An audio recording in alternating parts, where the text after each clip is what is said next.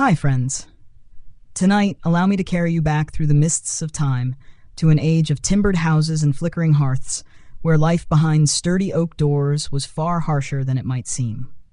This is the story of why life was so very brutal for homeowners in Tudor England, a tale of taxes, drafts, cold stones, and whispered secrets in the beams above. We begin, as all stories must, at the threshold. In the year of our telling, the reign of Henry VIII is newly begun, and the green hills of England are stitched with hamlets and market towns. There, at the edge of a small village called Bracken Hollow, stands a house built of wattle and daub, its roof thatched thick with reeds from the river not far beyond the orchard. This house belongs to Thomas Weaver, a man of middling means yet heavy burdens that come with owning a roof in these times. The dawn breaks late in winter, with a pale sun trying to push aside the frost that clings to the timbered frame. Inside, the hearth is little more than a sulking nest of embers, and the stones of the floor bite bare feet like cold iron. Thomas rises with a groan, for the day's labors wait for no man, and neither do the demands of his sovereign and his landlord. He pulls a coarse wool tunic over his thin shirt, feeling the draft that slips through the ill-fitted shutters. The house creaks as he moves, the beams seasoned with age, yet never quite still. Each step carries the echo of the craftsman's adze that shaped these timbers so many years ago, but time, damp, and rats conspire against the work of any man's hands. Thomas's wife, Eleanor, stirs the ashes with a long iron poker, coaxing reluctant flames to life. The children still sleep in the loft above, wrapped in coarse blankets stuffed with straw. There is no glass in the windows, only oiled cloth that sags and flutters when the wind complains. It is a house alive with sounds. Mice in the walls, the soft drip of water through a thatch that leaks in every storm, the hiss of green wood burning in the hearth. This morning brings a knock upon the oak door, 3 heavy raps that chill Thomas more than the winter wind. He knows that knock well, for it belongs to the bailiff, come to remind him of rents unpaid and taxes overdue. In Tudor England, to own a home was to owe coin to many, to the landlord for the land, to the crown for the hearth tax and the window tax, to the church for tithes, and to the parish for poor relief. Thomas opens the door to find Master Harrow, the bailiff, clad in a thick cloak and riding boots muddied by the lane. Behind him, a small brown pony stamps impatiently, steam rising from its flanks in the frosty air. "Thomas Weaver," Harrow intones, drawing a roll of parchment from within his cloak. "I trust the morning finds you well enough to settle your dues." Thomas bows his head, feeling the weight of words he has heard so often they sting like nettles upon bare skin. He gestures Harrow inside, for it would not do to speak of debts where the neighbors might hear. In Tudor England, a man's good standing was worth more than the gold he rarely held, and rumors traveled quicker than the fastest pony. Inside, the bailiff's boots leave clumps of frozen mud upon the rushes that cover the floor. Eleanor keeps her eyes low, her hands busy with the hearth, though there is little enough to cook upon it. Harrow sits heavily upon the oak bench near the fire, unrolling the parchment with a rustle like dry leaves. His breath curls in the air, for even indoors the cold clings stubbornly. 3 months, Thomas, Harrow says, tapping the scroll with a gloved finger. 3 months and no coin paid. The landlord grows restless, and restless men lean upon my shoulder. Thomas tries to explain. The harvest was poor. The chickens laid less than they ought. The roof must be mended before the next thaw, lest it collapse altogether. But Harrow's eyes drift to the children's shoes set by the hearth, worn through at the toes and patched with scraps of leather. His gaze flickers to Eleanor's apron. Where a tear has been sewn so many times, the fabric is more thread than cloth. "Pay or part with the house," Harrow says at last, standing. His shadow dances upon the beams overhead, where cobwebs shiver at the draft. "You know the law. A man behind on rent is a man who may find himself out upon the lane, roofless, and with none to blame but himself." When the door closes behind the bailiff, Thomas feels the weight of his home pressing upon him like the stones of the churchyard wall. A house was meant to shelter a man, to guard him from wind and rain. Yet in Tudor England, it could just as easily become a prison of debts and drafts. Eleanor kneels by the hearth, coaxing the last scraps of kindling to flame. She looks up at Thomas with eyes that hold more questions than either dares speak aloud. The children stir above, unaware for now that the world might slip from beneath them like the loose rushes beneath their feet. Outside, the wind picks up again, rattling the shutters, teasing straw loose from the thatch. Thomas steps to the door and lifts the latch, peering at the gray sky beyond. He wonders how many winters this house will stand, and how many more he must endure its burden. For here, in this cold place between landlord and crown, between hearth and hunger, a Tudor homeowner stands alone against the world's demands. A simple man, clinging to four walls that promise shelter, yet bring 100 hidden miseries. Tonight, dear listener, you rest safe and warm where the rain cannot touch you. But for Thomas Weaver, the knock upon the oak door will come again, and again, until either the house breaks or he does. Dawn yields slowly to the sullen daylight that creeps through the cloth-covered windows of Thomas Weaver's house. As the sun climbs, it does little to warm the stones that make the floor, nor the beams that strain beneath the weight of a roof grown heavy with damp. In Tudor England, a man's home might stand proud with timber frames and a thatched crown, yet within those walls the cold was a constant, unseen intruder. Thomas moves through the dim rooms, stepping over the rushes that have grown sour with the damp of winter boots and the droppings of mice. He glances upward, tracing with his eye the line where the wall meets the roof. The thatch is old, patched and mended in 100 places, yet each storm brings a new trickle of water to stain the beams and swell the wattle. Eleanor hums softly as she kneads dough upon a rough wooden board. Her sleeves are pushed high upon her thin arms, and her breath still clouds the air before her face. The children sit close by the hearth, rubbing sleep from their eyes, squabbling over the warmest spot near the coals. Last night's talk hangs heavy between Thomas and Eleanor, though neither speaks it aloud. The threat of losing their roof has a silence all its own, a silence that pricks at every thought. To keep the house is to keep their place in the village, their claim to the tiny orchard, the patch of garden behind the low stone wall. To lose it is to stand among beggars and drifters, wandering the muddy lanes in search of mercy.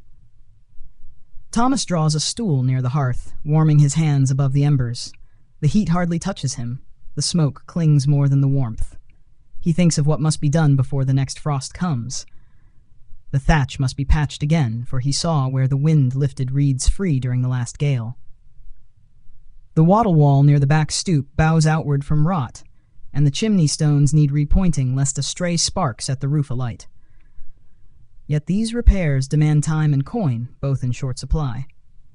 A Tudor homeowner was his own carpenter, his own thatcher, his own mason, unless he could pay a man to do the work, which Thomas could not. His hands are rough with splinters, his nails blackened from splitting wood and daubing mud into the cracks. He bears the stains of the house upon his skin, a mark every Tudor householder knew well. Outside, the village stirs to life. Thin streams of smoke drift from other chimneys, joining the gray sky like ribbons of hope and hardship woven together. A neighbor passes the low hedge, old Master Gill leaning on his stick, wrapped in a heavy wool cloak that sags with age. He nods to Thomas through the warped glassless window, and Thomas lifts a hand in return. Gill's house, too, bears the marks of long seasons, moss upon the stones, a door that sags upon its iron hinges. Thomas knows well enough that every man in Bracken Hollow fights his own battle with roof and hearth. Even the wealthier families, the yeomen with their larger holdings and stout barns, pay dearly for the privilege of keeping rain off their heads. Timber must be fetched, thatch cut and bundled, daub mixed from clay and dung to fill the cracks that open each winter like wounds. By midday, the sun finds its strength, and Thomas sets to work. He pulls on a threadbare cloak and steps into the garden, where the bare branches of the orchard scratch at the pale sky. He drags a ladder of rough ash to the side of the house, setting its crooked rungs against the wall. From above, the thatch sags like an old blanket, heavy with the memory of storms past.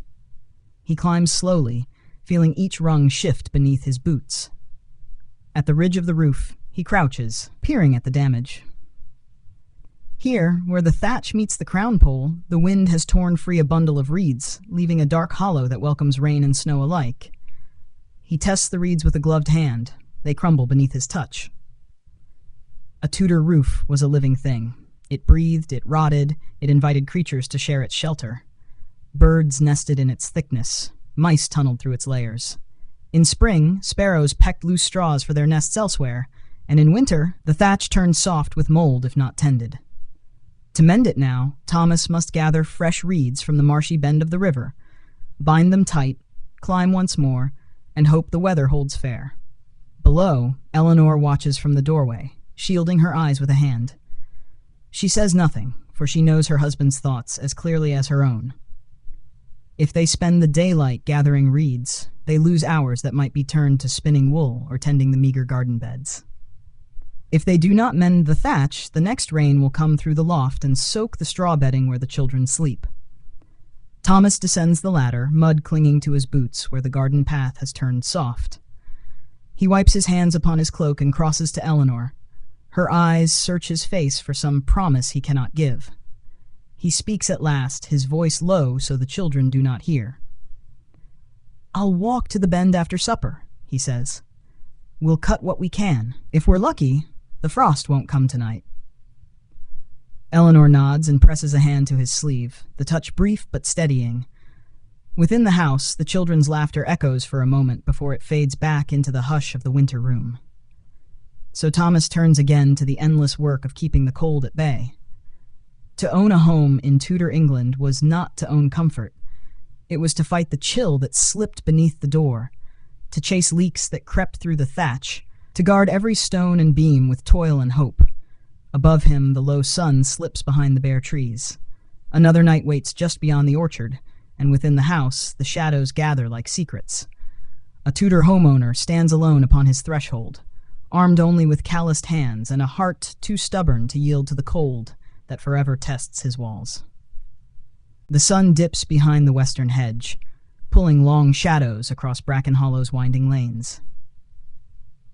In the fading light, Thomas Weaver shoulders a bundle of rope and a battered sickle, setting his boots upon the rutted path that leads away from his weary house.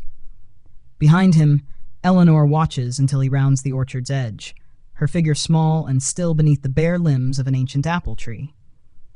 Beyond the orchard, the land flattens into the marshes, a patchwork of sedge, rush, and slender reeds that whisper among themselves when the wind breathes across their tops. Here is where Thomas must gather the fresh thatch, pulling it by hand from the muddy bank before the frost turns the stalks brittle and useless. The marsh is an ancient place, older than any house in the village, older even than the parish stones that rise mossy and solemn beyond the churchyard wall. It was once royal land, then the holding of a distant lord, and now stands wild and common to those desperate or diligent enough to brave its sodden belly. Many avoid it at dusk, fearing the spirits said to wander among the reeds, ghosts of old villagers who drowned here in floods or fell through the ice in winters worse than this one. But Thomas has no mind for stories tonight. He has only the hollow in his roof and the bailiff's threat echoing behind every thought. He wades into the marsh as the last threads of daylight bleed away, boots sinking with a cold squelch that sends a chill climbing up his shins. The reeds stand tall before him, their feathery crowns bending under the touch of evening wind. He selects a patch where the stalks grow thickest and bends to his work. The sickle flashes dull silver in the dusk, its blade rasping through the stems with a whisper that rises and falls like a tired breath. With each swing, a bundle of reeds falls at his feet, already slick with marsh water. He binds them with rope, hands clumsy in the gathering dark. All around him, the marsh sighs and shifts. Somewhere, an owl calls from the fringe of alder trees. The reeds sway, brushing against his shoulders, brushing his thoughts deeper into the gloom. He pauses to straighten his back, breath visible in the cold air. Here, away from the low fire and the soft chatter of his children, he feels the truth of this place settle upon him. A Tudor homeowner's work knows no boundary, no clock but the sun, and the will to stand another day beneath the burden of a roof that may fail him at any hour. Thomas's mind drifts to his father, who built the house with his own rough hands when Thomas was just a boy. He remembers watching the old man drag reeds from this same marsh, balancing the bundles across his shoulders, laughter and curses mixed together when the mud pulled at his boots. The house had been smaller then, just 2 rooms, with a loft above for the children to sleep under the warmth of that first new thatch. When his father died, the house became Thomas's inheritance and his yoke alike. With each passing year, the walls settled deeper into the earth, the beams bent under centuries of damp and smoke, and the roof grew tired. Yet giving it up would mean giving up the orchard, the garden patch, the stone hearth that once held his mother's cooking pot. A man in Tudor England does not simply surrender his house, he clings to it, even as it costs him his coin, his sleep, and sometimes his spirit. A sudden splash startles Thomas from his thoughts. He turns, squinting into the gloom, but sees only the reeds shifting in the wind's passage. Perhaps it was only a duck, or the marsh giving up a trapped bubble of air. Still, the old tales of wandering souls prick at the edges of his mind. He grips the sickle tighter, though no ghost fears iron. In Bracken Hollow, fear itself is a tax, and Thomas has none to spare. He binds another bundle, the rope stiff beneath his fingers. His breath grows ragged with the cold and the work, but he does not stop.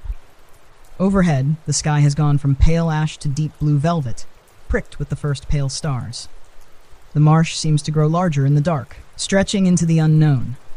He reminds himself that home is just beyond the orchard, warmth, even if meager, light, even if flickering.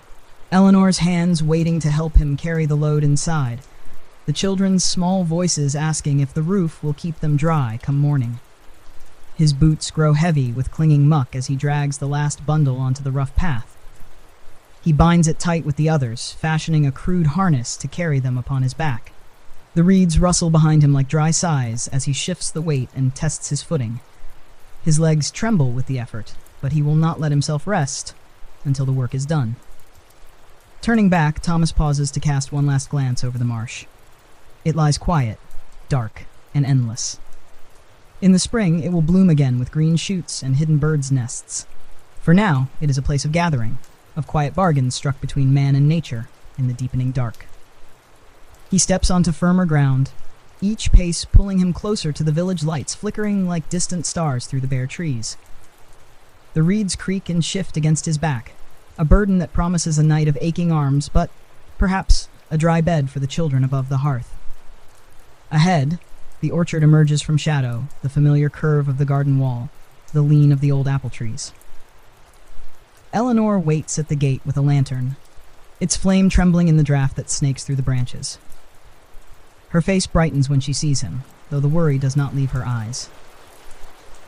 Thomas crosses the threshold of the orchard, burdened but resolute. A Tudor man may kneel to kings, may bend to landlords, but he stands upright beneath his own roof, so long as the roof stands with him. Thomas Weaver rests the bundled reeds beside the low stone wall that rings the orchard, breathing in the sharp cold of night. His arms quiver from the weight of the marsh's gift, and his boots are caked with mud that will take Eleanor half an hour to scrub away come morning. Yet for now, the burden is set down and the work must continue, for the roof waits for no man's weariness. Eleanor lifts the lantern higher, its glow flickering over the tangled reeds in her husband's mud-splattered coat. She says nothing of his state, nor of the hour, only reaches for the rope bindings to help him untie the bundles. Together they drag the reeds near the ladder, leaning against the weathered wall. The children peer from the doorway, tiny faces pale in the dim firelight spilling onto the frozen earth. "Back inside now," Eleanor murmurs gently, waving them away before the cold can snatch the warmth from their cheeks. They obey, though reluctantly, casting glances at their father like chicks watching a falcon circle above a field. They know the thatch means another cold night on the roof for Thomas, another restless hour for Eleanor waiting below. Thomas tests the ladder, pressing his boot to each rung as though it might betray him. He loops the rope of fresh reeds over one shoulder, hefting the bundle that threatens to unseat his balance. Then, with a grunt muffled by the night, he climbs. The ladder creaks with each step, the lantern's glow chasing him up the wall, painting his shadow long and thin across the rough daub. At the eaves, he pauses. The roof's crown is a patchwork of straw and reed, old repairs pressed tight against older decay. Here the gaps yawn like open mouths, hungry for rain. If the wind turns fierce tonight, the hollow above the loft will drink in the cold and drip its misery upon the sleeping children. Thomas cannot allow that, not while breath stirs his chest and callus shields his hands. Balancing on the roof's gentle slope, he lowers himself to his knees. The night wraps around him like wet cloth, the thatch's damp scent rising where the old reeds crumble beneath his fingers. He pulls free what is rotten, tossing the clumps down to the earth where Eleanor gathers them in an old basket to burn later. She stands steady at the ladder's foot, lantern lifted high, her eyes fixed upon his shape outlined against the night sky. The village beyond lies quiet, hearth smoke coiling upward through unseen chimneys. Somewhere a dog barks once, then falls silent. The world feels reduced to the soft scrape of Thomas's knife, the hush of reeds brushed into place, the steady breath of his wife below. This is the secret life of a Tudor homeowner. Labor that knows no hour, mending that outlasts the sun, toil hidden beneath that humble ridge of thatch until the roof stands firm again. Thomas pushes the fresh reeds into the gaping hollow, packing them tight with practiced hands. He ties them down with twists of willow, binding them to the old spars that run the length of the roof's crown. The marsh's gift slots into the aging puzzle. Green stalks snug against gray, a promise that tomorrow's frost will find no easy path within. Time slips around him, measured by the hiss of wind along the orchard boughs and the soft crackle of the hearth inside. His fingers grow stiff, the knife blade dull against the reed's fibrous skin, but still he works. Each knot tied is a moment stolen back from ruin. Each handful of thatch pressed firm is a quiet defiance of the bailiff's threat to tear this house from him piece by piece. Below, Eleanor shifts her weight, adjusting the lantern as its oil sputters low. She calls up to him softly. No scolding, no urging him to hurry. Only the gentle tether of her voice reminding him that warmth waits within once the work is done. He grunts a wordless reply and presses his palm flat against the repaired patch, testing for gaps where the wind might slip its icy fingers. Satisfied at last, he lowers the knife to his belt and brushes stray pieces of reed from his lap. He shifts carefully upon the steep pitch, climbing crabwise along the ridge to the next thin patch. There is always another. An edge softened by rot, a crease where last summer's rain found its secret path. The roof is a living thing, hungry and restless, never fully tamed by the hands that build and bind it. When the lantern's light flickers and dims, Eleanor calls once more.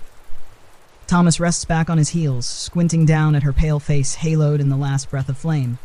She lifts the lamp higher, coaxing it with a careful hand, but the oil is gone, and the wick smolders dark.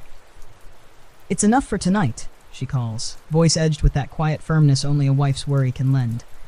"The wind holds fair. Come down now." He hesitates, glancing along the roof's slope, but fatigue wins out where the night fails. He pushes the last reeds tight, knots the binding, and eases himself down the ladder one careful rung at a time. Eleanor steadies the rope of reeds still slung across his shoulder, her touch lingering longer than needed as he finds the frozen ground beneath his boots. Together, they gather the unused stalks, stacking them beneath the overhang by the back wall, where the frost will not rot them overnight. The basket of spoiled thatch sits nearby, waiting for the hearth's belly come morning. A Tudor home devours its own ruin, turning it to warmth if only for a fleeting moment. Inside, the children sleep in the loft above the main room, unaware of the cold kept at bay by their father's late toil. Eleanor helps Thomas peel away his sodden cloak, hanging it near the hearth to dry by dawn. She pours him a cup of thin ale, the warmth dull but welcome against his raw throat. They sit side by side upon the oak bench near the smoldering embers. Words are unnecessary. The roof above creaks gently, sheltering them beneath its patched crown, a crown that holds, for tonight at least, against the long, clawing winter. In Tudor England, a man's house is never done with him, nor he with it. It demands his sweat and his silence, his coin and his courage. And yet, in the hush between the drips of thaw and the sigh of wind beneath the eaves, a homeowner finds the only peace he is owed, the small mercy of a dry bed, and the steady breathing of his children safe beneath the thatch he stitched by lamplight. Morning creeps into Bracken Hollow slowly, a thin gray wash that spills across frostbitten fields and seeps beneath the shutters of Thomas Weaver's house. Within those timbered walls, the first stirring comes not from the crow of a rooster, but from the soft groan of a hearth waking to life. Eleanor kneels upon the cold stones, coaxing yesterday's ashes to yield one last spark. She feeds the embers with scraps of dry rush and twigs gathered from beneath the orchard hedge. Smoke curls upward, slipping through the stone chimney that groans with each breath of wind pushing against its mortar. The faint glow touches the worn oak beams, dancing over the children's sleeping faces in the loft above. Thomas wakes to the smell of smoke and damp wool, his bones heavy with the ache left by last night's climb. He swings his legs over the side of the low pallet, feet meeting the cold floor that bites sharper than any blade. The newly patched thatch held firm through the night. He knows this because no cold drip found the loft. No chill seeped in to settle upon the children's blankets. Small victories weigh more than silver in this house. He stands and rubs warmth into his arms, moving to Eleanor's side at the hearth. She glances up with tired eyes and a faint smile that never quite leaves her lips. Even on mornings like this, when the world seems made of nothing but chill stones and long debts. They share a crust of bread left from yesterday's baking, dipping it in a bit of thin broth kept warm in an iron pot swung over the low flame. The taste is plain, the meal meager, but it is enough to wake their thoughts for the day ahead. Outside the shutters, the wind scratches at the oiled cloth, reminding them that spring's promise is still a distant hope. Thomas's gaze drifts to the hearth itself, the wide slab of stone that forms its base, worn smooth by generations of fires. Beneath that hearthstone lies a secret known only to him and Eleanor, a hiding place that keeps what few coins they dare to hold back from the bailiff's reckoning. In Tudor England, a man's house might be taxed from ridge to threshold. Hearth taxes, window taxes, rents to the landlord, tithes to the church, each one a hand reaching through the door to claim what little comfort might be found within. Many villagers trust their coin to strong boxes buried beneath floorboards or hidden behind loose stones in the chimney's throat. For Thomas, the hearth is both shield and vault, its warmth guarding the thin hope pressed into small, battered coins. After the children finish their broth, Thomas lifts the heavy iron poker and taps twice on the hearthstone. It makes a hollow sound, a secret knock that reminds him the hiding place still holds what it must. He crouches low, easing his fingers beneath the slab's edge where the mortar has crumbled just enough to grant him purchase. Eleanor watches the doorway, her ears sharp for any footstep upon the lane outside. In Bracken Hollow, secrets are seldom kept for long, and rumor is another kind of tax, one that can ruin a man quicker than any bailiff's scroll. Thomas lifts the stone with care, revealing a shallow pit lined with scraps of cloth. Within lie a few coins, silver pennies mostly, 2 groats rubbed thin with age, and a single shilling stamped with the king's grim face. He turns the shilling in his hand, its edges smooth from passing through many palms. Each coin is a promise. The patch of garden seed come spring, the wool to mend a torn cloak, the candle for a night when the children's cough keeps Eleanor from sleep. He counts the coins twice, lips moving silently. The sum is pitiful, but enough to stave off Master Harrow's threats for another fortnight, if Thomas can sweeten the offer with a brace of hens or a bushel of turnips from the garden. It is never just coin that the bailiff seeks. A Tudor householder's worth lies in his labor, his harvest, the little things he can barter when the silver falls short. Replacing the stone, Thomas stands, feeling the weight of it settle back into the heart's embrace. The secret hidden again, the warmth above guarding what lies below. He wipes dust from his hands upon his woolen breeches and turns to find Eleanor watching him still, her eyes reflecting the glow of the meager fire. "We'll manage," she says, though whether to him or herself is unclear. Her voice carries no question, only the quiet endurance that fills the spaces between the house's timbers. Thomas nods, pressing a hand to her shoulder in passing. He knows she believes the words, even when he cannot. Outside, the lane stirs with the slow waking of the village. Hooves clop over frozen ruts as farmers lead tired ponies toward distant fields. Smoke rises from other chimneys, drifting upward to meet the pale winter sky. In the distance, the church bell tolls a single note, calling the faithful to prayers they hope might lighten the burden of rents and roofs. Thomas steps into the yard, lifting his eyes to the patched thatch above. It looks sturdy enough from below, though he knows each reed holds a secret weakness that the next storm may find. Near the orchard wall, the spare bundles from last night's cutting wait for the next breach, a quiet hedge against the weather's whims. He turns the thought of the hearthstone over in his mind as he crosses to the garden gate. Beneath that slab of cold stone lies the last buffer between his family and the bailiff's parchment. Should that hiding place ever come up empty, the door will swing wide, not for a neighbor's friendly knock, but for the heavy tread of men sent to claim what Thomas can no longer pay. Yet for now, the stone holds, the roof holds, and Thomas Weaver stands upon his patch of frozen earth, master of this humble house in name, if not in full freedom. Above him, the thatch sighs in the wind, the orchard branches clack together like old bones, and beneath his feet, the hearth's secret nest of coins waits for the day it must be surrendered to keep the walls standing another year. Such is the promise and peril of a Tudor hearth. Warmth above, hidden fear below. And in this cold season, the warmth must suffice. Mid-morning finds Thomas Weaver trudging along the muddy lane that threads Bracken Hollow together, his boots leaving narrow prints in the thawing ruts. The frost that sealed the ground at dawn has given way to a sullen softness, the earth squelching beneath each careful step. The village green lies ahead, a modest triangle of trampled grass framed by low-timbered cottages and the weathered posts of the old stocks, reminders to all of the fines and shames that await those who break the crown's peace.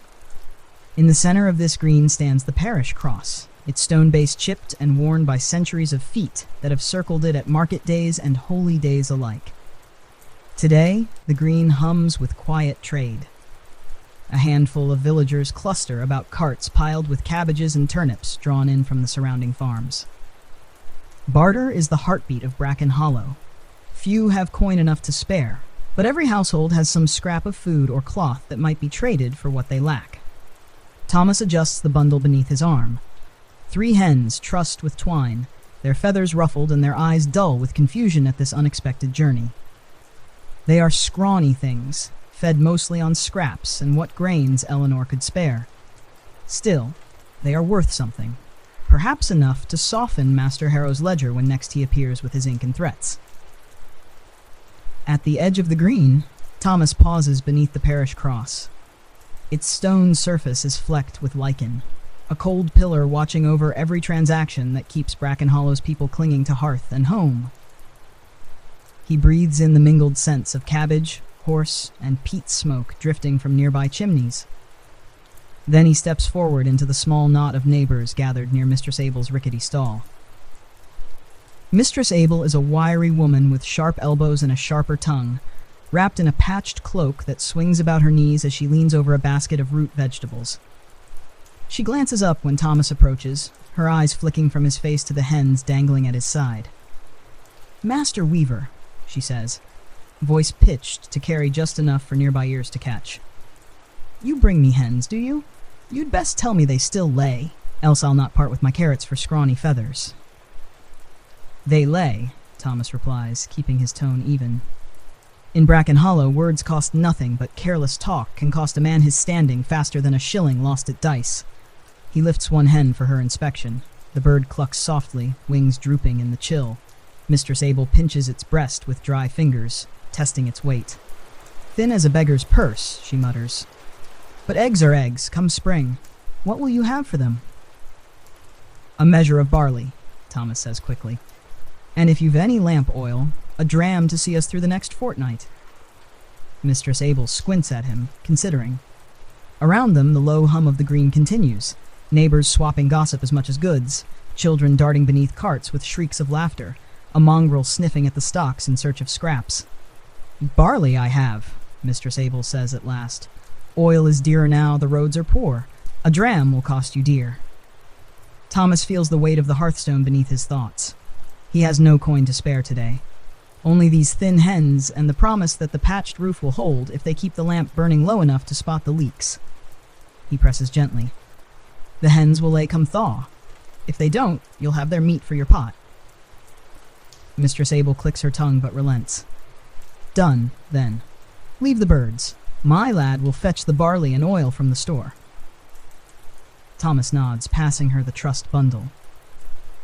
The hens flap weakly, but Mistress Abel snatches the twine with the deftness of a cat, binding the trade without ceremony. She whistles over her shoulder, and a lanky boy appears from behind a barrel, eyes bright beneath a thatch of unruly hair. "Mind you measure it fair," she calls after the boy, who disappears down an alley with the promise of Thomas's goods trailing in his wake. With the hens gone, Thomas feels the emptiness of his arms more keenly than the cold wind that tugs at his sleeves.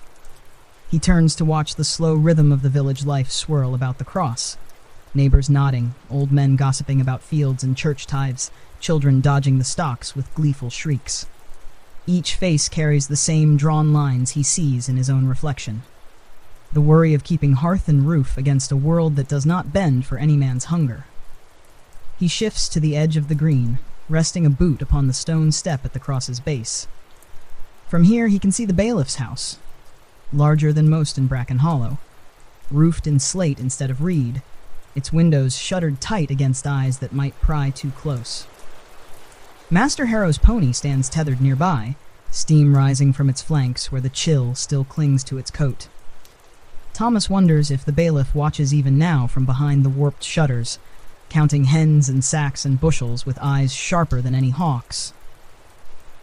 The boy returns at last, arms laden with a rough cloth sack and a small stoppered bottle of oil. He drops them at Thomas's feet without a word, vanishing back into the cluster of villagers before Thomas can thank him. He lifts the sack, testing its weight. A fair measure, enough to stretch Eleanor's stores for a week if the children eat sparingly. The oil is barely more than a mouthful, but it will feed the wick for a handful of nights while they mend the thatch again, or patch the shutter that rattles loose when the wind keens through the orchard. With trade done, Thomas steps back from the green, passing beneath the silent witness of the parish cross. He feels the eyes of his neighbors upon him, measuring what they might trade next week or the week after. Every hearth in Bracken Hollow guards the same secret worry. Wrapped in bundles of reeds, hidden beneath hearthstones, whispered from husband to wife when the village sleeps. Thomas pulls his cloak tighter about his shoulders and turns toward the lane that will lead him home, barley and oil in hand. A small victory won in the shadow of the stocks and the stone cross that watches all men trade away pieces of themselves to keep their walls standing another day. The path home winds Thomas Weaver past the orchard, its bare-limbed trees standing like silent sentinels against the pale sky. The bundle of barley chafes against his hip with each step, the bottle of oil hidden safely within the folds of his cloak. The village green is behind him now, its soft murmurs replaced by the hush of wind threading through old branches. He pauses at the orchard gate, lifting the latch carved from a single piece of ash wood by his father's hand long ago. The gate groans on its leather hinge, and Thomas steps through into a space that has known his footsteps since boyhood. Even in winter's grasp, the orchard hums with a kind of quiet life, a whisper that drifts from trunk to trunk, a promise that spring will return when the frost at last releases its hold. Years ago, this orchard was his father's pride. 8 gnarled apple trees that bent under the weight of fruit when the season was kind, and offered just enough cider to trade for salt and candles when the winds turned cold. Now the branches are crooked with age and storms, bark scarred where frosts have bitten deep. Still, each spring they give a few baskets of small, tart apples, enough to keep the children's bellies full when the larder grows thin. Thomas sets the barley down by the low stone wall and turns to one of the oldest trees, running a hand along its rough trunk. His fingers trace the deep lines in the bark, as if reading a secret language. A loose branch catches his eye, a limb heavy enough to threaten the thatch if a gale should come tearing through before he can mend it. He crosses to the small shed tucked behind the orchard's edge, easing the warped door open with a gentle shove. Within, the tools wait in the shadows, an old billhook, its edge chipped but sharp enough for wood, a wooden mallet, a coil of rope coiled like a resting snake upon a peg. He selects the billhook and tests its balance in his palm. The orchard, like the house, demands a man's care whether he has the strength to give it or not. If he leaves that branch untended, he risks losing more than apples when the next storm comes calling. Outside the shed, the cold clings to him as he moves beneath the tree's tangled arms. He climbs carefully onto a low branch, boots creaking against the rough wood. From this perch, he can see his roof, patched now with the marsh reeds, still rough around the crown where more work waits for calmer weather. Beyond the house, smoke threads from the chimney, proof that Eleanor has coaxed the hearth to life once more. The branch shudders beneath the blade's bite. Thomas works slowly, careful not to splinter the wood into the healthy trunk below. Chips fall at his feet, soft thuds against the frost-hardened earth. Each swing is a reminder that his hands must serve as carpenter, thatcher, orchard keeper, whatever task keeps the house upright and the family fed. When the limb cracks free at last, it drops heavily to the ground. Thomas climbs down after it, rolling the branch aside so it won't bruise the tender roots that wait for spring's warmth. He cuts the wood into lengths with slow strokes, setting aside the thickest pieces for the hearth. Even damp, they will burn when nothing else remains. In Tudor England, nothing is wasted, not a splinter of wood, not a crumb of bread, not a moment of daylight when there is work to be done. He gathers the cut wood into a rough stack by the garden gate. In time, he will split it and dry it near the hearth, feeding the family's warmth, one branch at a time. His breath plumes in the cold air as he wipes sweat from his brow with the back of his sleeve. Above him, the orchard sighs in the wind, branches clacking together like old bones telling stories only the trees remember. Thomas stands a moment beneath them, feeling the hush settle about his shoulders. He remembers climbing these trees as a boy, daring his father's anger when he reached too high, too quick. He remembers his mother's laughter drifting from the doorway, carrying the promise of warm bread and cider spiced with cloves. Now the laughter is gone, the bread leaner than it once was, but the trees stand still. They bear witness to each hard winter, each meager harvest, each whispered worry that a man confides to no one but the frost. Thomas lifts the barley again, slinging the sack over his shoulder, the bottle of oil hidden deep within its folds like a secret. He closes the orchard gate behind him, latching it firm against the wandering wind. As he crosses the yard to the house, he catches sight of Eleanor at the threshold. She holds the door wide, letting the faint warmth spill out onto the hard earth. Her face softens when she sees the barley in his arms. No words pass between them. None are needed. The small victory will hold them for now. Grain for the table, oil for the lamp, wood for the hearth. Tomorrow will bring another worry, another task, another debt waiting behind a knock at the oak door. But tonight there is the orchard's whisper, the barley's promise, the hush of the wind in the thatch above their heads. In Tudor England, these small mercies are as precious as gold, and twice as hard to hold.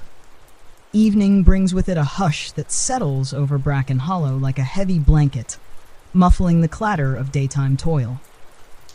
The orchard sleeps beneath its tangle of dark limbs, the cut wood stacked neat against the garden wall, and within the weaver house the hearth glows a little brighter for the barley gruel bubbling in its iron pot.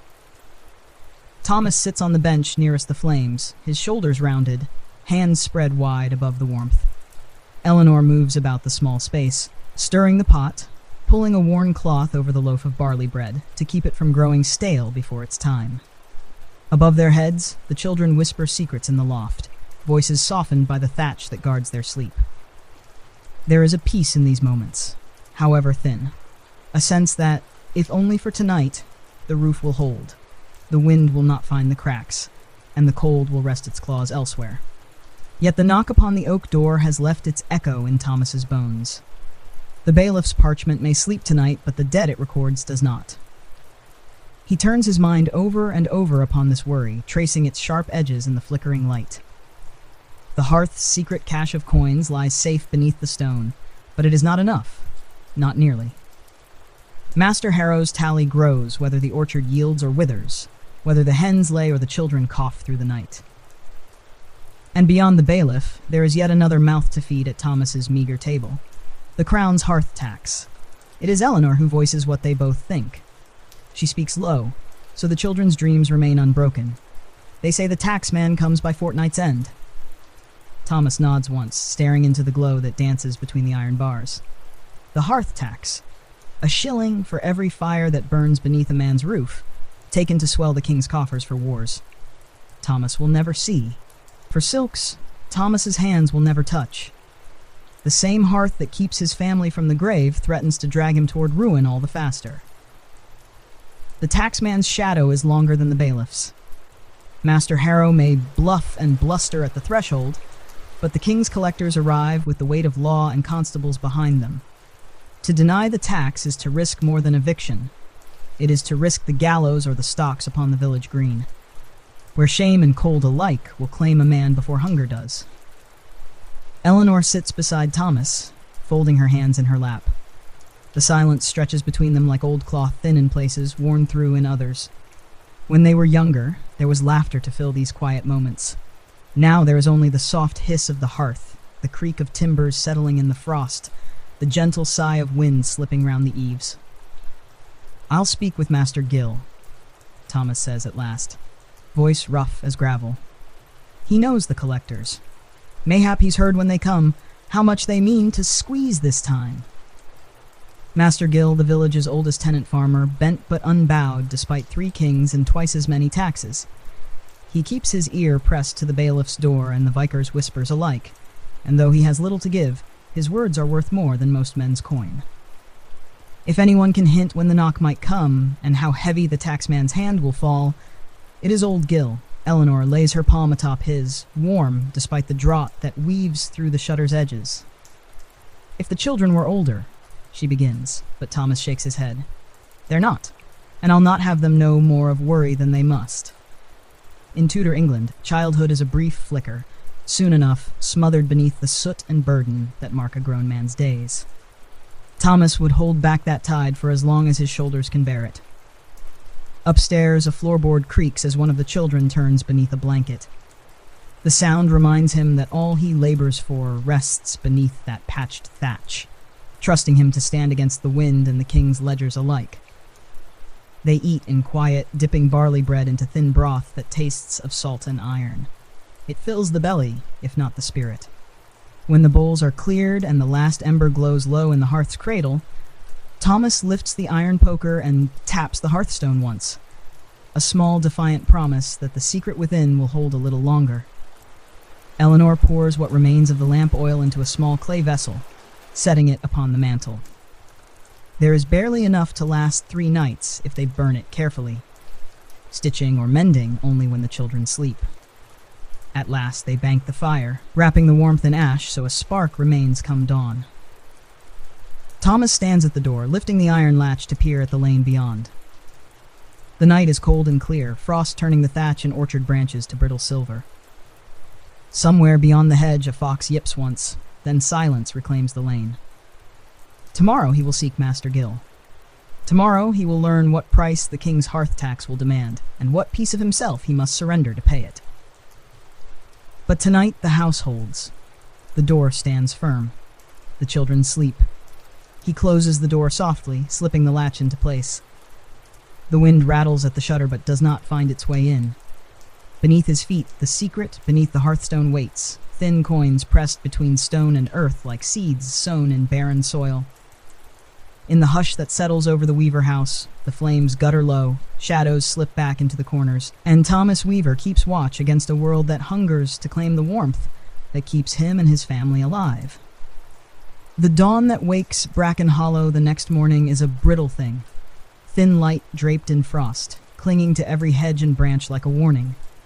Thomas rises before the hearth's hush is broken by flame, slipping from Eleanor's side to stir the last embers from their gray sleep. The children remain curled together in the loft above, breaths soft, dreaming their small dreams beneath the patched thatch Thomas labored to mend. He does not linger at the hearth this morning. A crust of bread, a swallow of cold broth. Then Thomas steps into the lane while the sky still holds the bruised colors of night's retreat.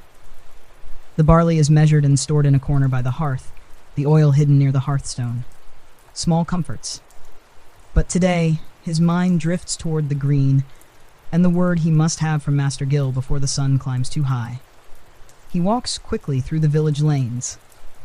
Here and there, thin curls of smoke rise from crooked chimneys, proof that neighbors, too, stand watch against the frost and the king's tax. Every hearth that burns is a beacon for the crown's tallymen. For every breath of warmth drawn in this chill, a coin must be pressed into a waiting palm. That is the trade Brackenhollow knows too well. Master Gill lives at the far edge of the village, where the lane sags into a gentle dip before it meets a copse of weathered oaks. His cottage squats low, its walls of rough stone patched with straw and clay. Moss clings to the northern side, drinking what warmth the sun dares spare this corner of England. Thomas pauses by the leaning gate, tapping his knuckles against the old post as if to warn the house he comes with questions, not trouble. A voice within calls him forward. Thomas lifts the latch and ducks into the low room, where the smell of peat smoke and drying herbs wraps him like a threadbare cloak. Master Gill sits near the hearth, gnarled hands wrapped around a mug that steams faintly with a bitter brew. He looks smaller than Thomas remembers. Bones sharp beneath the skin, shoulders stooped as if the years themselves press him toward the earth. "Thomas Weaver," Gill rasps, a ghost of a smile creasing his weathered face. "Come to check the wind for spring, have you?" "Not this morning," Thomas replies, easing onto the low stool beside the hearth. He glances at the flickering flame that burns in Gill's grate, a thin curl of smoke that, by the crown's reckoning, will cost the old man a week's worth of bread come tax day. Master Gill watches him over the rim of his mug. "Speak it plain then, lad." Thomas nods. There is no room for soft talk between men who share the same yoke. "It's the hearth tax. Have you heard when they come? And how heavy they mean to lean this year?" Gill chuckles, a sound like dry leaves skittering across frozen ground. "Ah, the king's collectors. Never late, never early, just when a man hopes he might keep a penny for himself." He sets his mug aside and leans forward, voice dropping to a whisper, though no ear but Thomas's listens. "Word is they ride in 3 days. They're coming by way of Ashdown first. Bigger purses there, but Brackenhollow's on their list before week's end." Thomas's jaw tightens. 3 days. 3 days to gather what they must, or face the shame of standing helpless while the taxman scratches his mark upon their lintel for all neighbors to see. A mark that says, "Here lives a man too poor for his own fire. Here lives a house unworthy of warmth." "And the sum?" Thomas asks. "What do they claim this year?" Gill's smile fades, replaced by a grim twist of his mouth. "A shilling for each hearth, same as last, but they'll press for more if they spy an extra fire in your shed, or the smoke of peat where none should burn. They'll count twice if they can. They always do." Thomas closes his eyes, weighing what he must yield. A shilling for the main hearth. Coin enough to buy a winter's worth of barley if only he might keep it. But to lose it means the hearth remains legal, the house unmarked by the shame of evasion. There are rumors of men fined thrice the tax for hiding the glow of embers in the corners of their cottages. Master Gill watches him a moment longer, then shifts his gaze to the crackling hearth that is more memory than heat. "Mind your children's tongues," he murmurs. "They've a way of boasting to other young ones, how warm the loft stays, how father keeps the pot simmering when neighbors eat cold bread. Such words find their way to ears that ought not hear them." Thomas nods once, the truth of it a weight in his chest. Children know no caution, only comfort, and the soft boasting that comes when a neighbor's envy teases it out. A word here, a slip there, and the bailiff's tally grows longer than the house's roof is wide. Gill lifts his mug again, eyes glinting with a kindness forged in shared hardship. "Pay what you must, Thomas. Keep your hearth mark true and your head lower still, and when the frost lifts, your orchard will bloom again. That'll be your coin then." Thomas stands, gratitude and dread knotted together in his throat. He clasps the old man's bony shoulder, a promise of thanks unspoken but understood. Back in the lane, the morning frost yields to the pale sun, though its warmth does not reach Thomas's bones. 3 days. 3 days to gather enough beneath the hearthstone to weigh whether the children's bellies or the crown's parchment must be served first. He turns toward home, his boots striking the frozen path. The orchard waits, the house waits, Eleanor's steady hands wait. Above all, the hearth waits. Its warmth a flickering blessing that might cost him more than any man should pay to keep the cold from his children's sleep. By the time Thomas returns to the house, the sun has broken free of the morning mist, though its pale glow brings little warmth to the yard, and less still to the thoughts turning over in his mind. The orchard stands quiet behind him, shadows of tangled branches scribbled across the frost. In his pocket, he carries no new coin, only the sharp edge of old Master Gill's word. 3 days. 3 days to gather what the crown demands, or stand shivering beneath the shame of an unpaid hearth. Inside, the children sit near the hearth on the woven rushes, patching each other's stockings with clumsy stitches that make Eleanor smile in spite of the worry settled at the corners of her mouth. She rises as Thomas steps through the oak door, brushing her hands clean on her apron. "Did he know?" she asks at once, though she reads the answer in his eyes before he speaks. 3 days, Thomas says quietly. He lets the door swing shut behind him, blocking the wind's curious fingers. "A shilling for the hearth. They ride from Ashdown, but they'll come here before week's end." Eleanor crosses to the table, where a small clay candle stands in its saucer of hardened drips. She pinches the wick between her thumb and finger, coaxing the faint flame to life from the stub of last night's oil. Its glow flickers weakly in the hush of the low-beamed room. With the children so close, she speaks in a hush meant for Thomas alone. "We've 6 pennies under the hearthstone, 2 groats, and the shilling you've held back for seed." Thomas rests his hand upon the hearth's edge as if he might feel the coins through the cold stone. The seed shilling. Meant for barley or new hens, or a fresh iron blade for the billhook that now wobbles loose at its haft. A single silver promise that the orchard might give more come spring than the bare handful it managed last harvest. "If we give it up," Eleanor says, voice steady though her eyes flick to the children's bent heads, "there'll be no coin for seed, no new thatch if the wind tears the crown again." Thomas shifts his weight, boots creaking on the rushes. "If we don't," he says, "we'll wear the mark above the door for all to see. No hearth paid, no standing left." It is not only shame that mark brings, though that alone is sharp enough for most men to feel its sting deep in the bones. To be marked for unpaid hearth tax is to be known by neighbors as careless, or dishonest, or too poor to stand among them. Gossip blooms quicker than the orchard's buds ever could. A man so marked may find no one to lend him seed, or offer him fair barter on the green. A mark is a crack in the roof no reed can patch. Eleanor moves about the small space, gathering scraps of parchment where she's kept her reckonings. Small columns of figures, half-scratched sums that measure barley, oil, salt, rent, tithe. By candlelight, she lays them on the table, smoothing their edges with her palms. Thomas watches her work, humbled as he always is by her calm in the face of this endless arithmetic. He can mend a thatch, carve a gate's latch, bind a branch so the orchard lives another year. But the numbers slip through his fingers like flour through a sieve. "We have barley enough for a fortnight if we eat lean," Eleanor says, tracing a line across one scrap. "The hens might yet lay 2 dozen before the month turns. If we hold a few eggs back, I can trade them for a dram of oil to see us through. Salt we must stretch thinner." Her finger taps a mark near the bottom. The shilling, drawn like a single bright coin beneath so many faded figures. Thomas feels it in his pocket. A hard promise pressing against the fabric, heavier than any hammer. "We pay it," he says at last, voice low, final as the creak of the door latch. "We pay it, Eleanor. The crown will have its due, and we'll keep the hearth's flame honest. I'll find a way for the seed when the frost breaks." She lifts her eyes to his, wariness and resolve bound together in that familiar look. She does not argue, for there is nothing more to argue now. She only nods once, then folds the scraps of parchment neatly, setting them aside as if tidying the corners of a worry too large to hold all at once. The children glance up from their mending, sensing the shift in the air though they do not know its shape. Eleanor smiles at them. A soft curve of her mouth that hides the weight settled deep behind her ribs. "Come then," she says gently, clapping her hands once. "Let's have our chores done before the sun climbs too high. We'll need more rushes for the floor and dry sticks for the hearth if we're to keep the wind out." Thomas watches them scatter into their small tasks, gathering baskets, fetching cloaks, pressing tiny feet into boots, with soles so thin he can see where straw peeks through the stitching.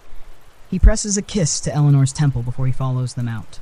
The orchard must be checked for fallen branches. The fence behind the henhouse leans where last month's rain softened the earth. In Tudor England, A man's work is never his alone. It moves through the hands of wife and child alike, stitched together by whispered sums in the candle's glow. The shilling will go to the king's ledger. The seed must wait upon the orchard's promise, upon the hen's stubborn laying, upon Thomas Weaver's back and the cold ground's thaw.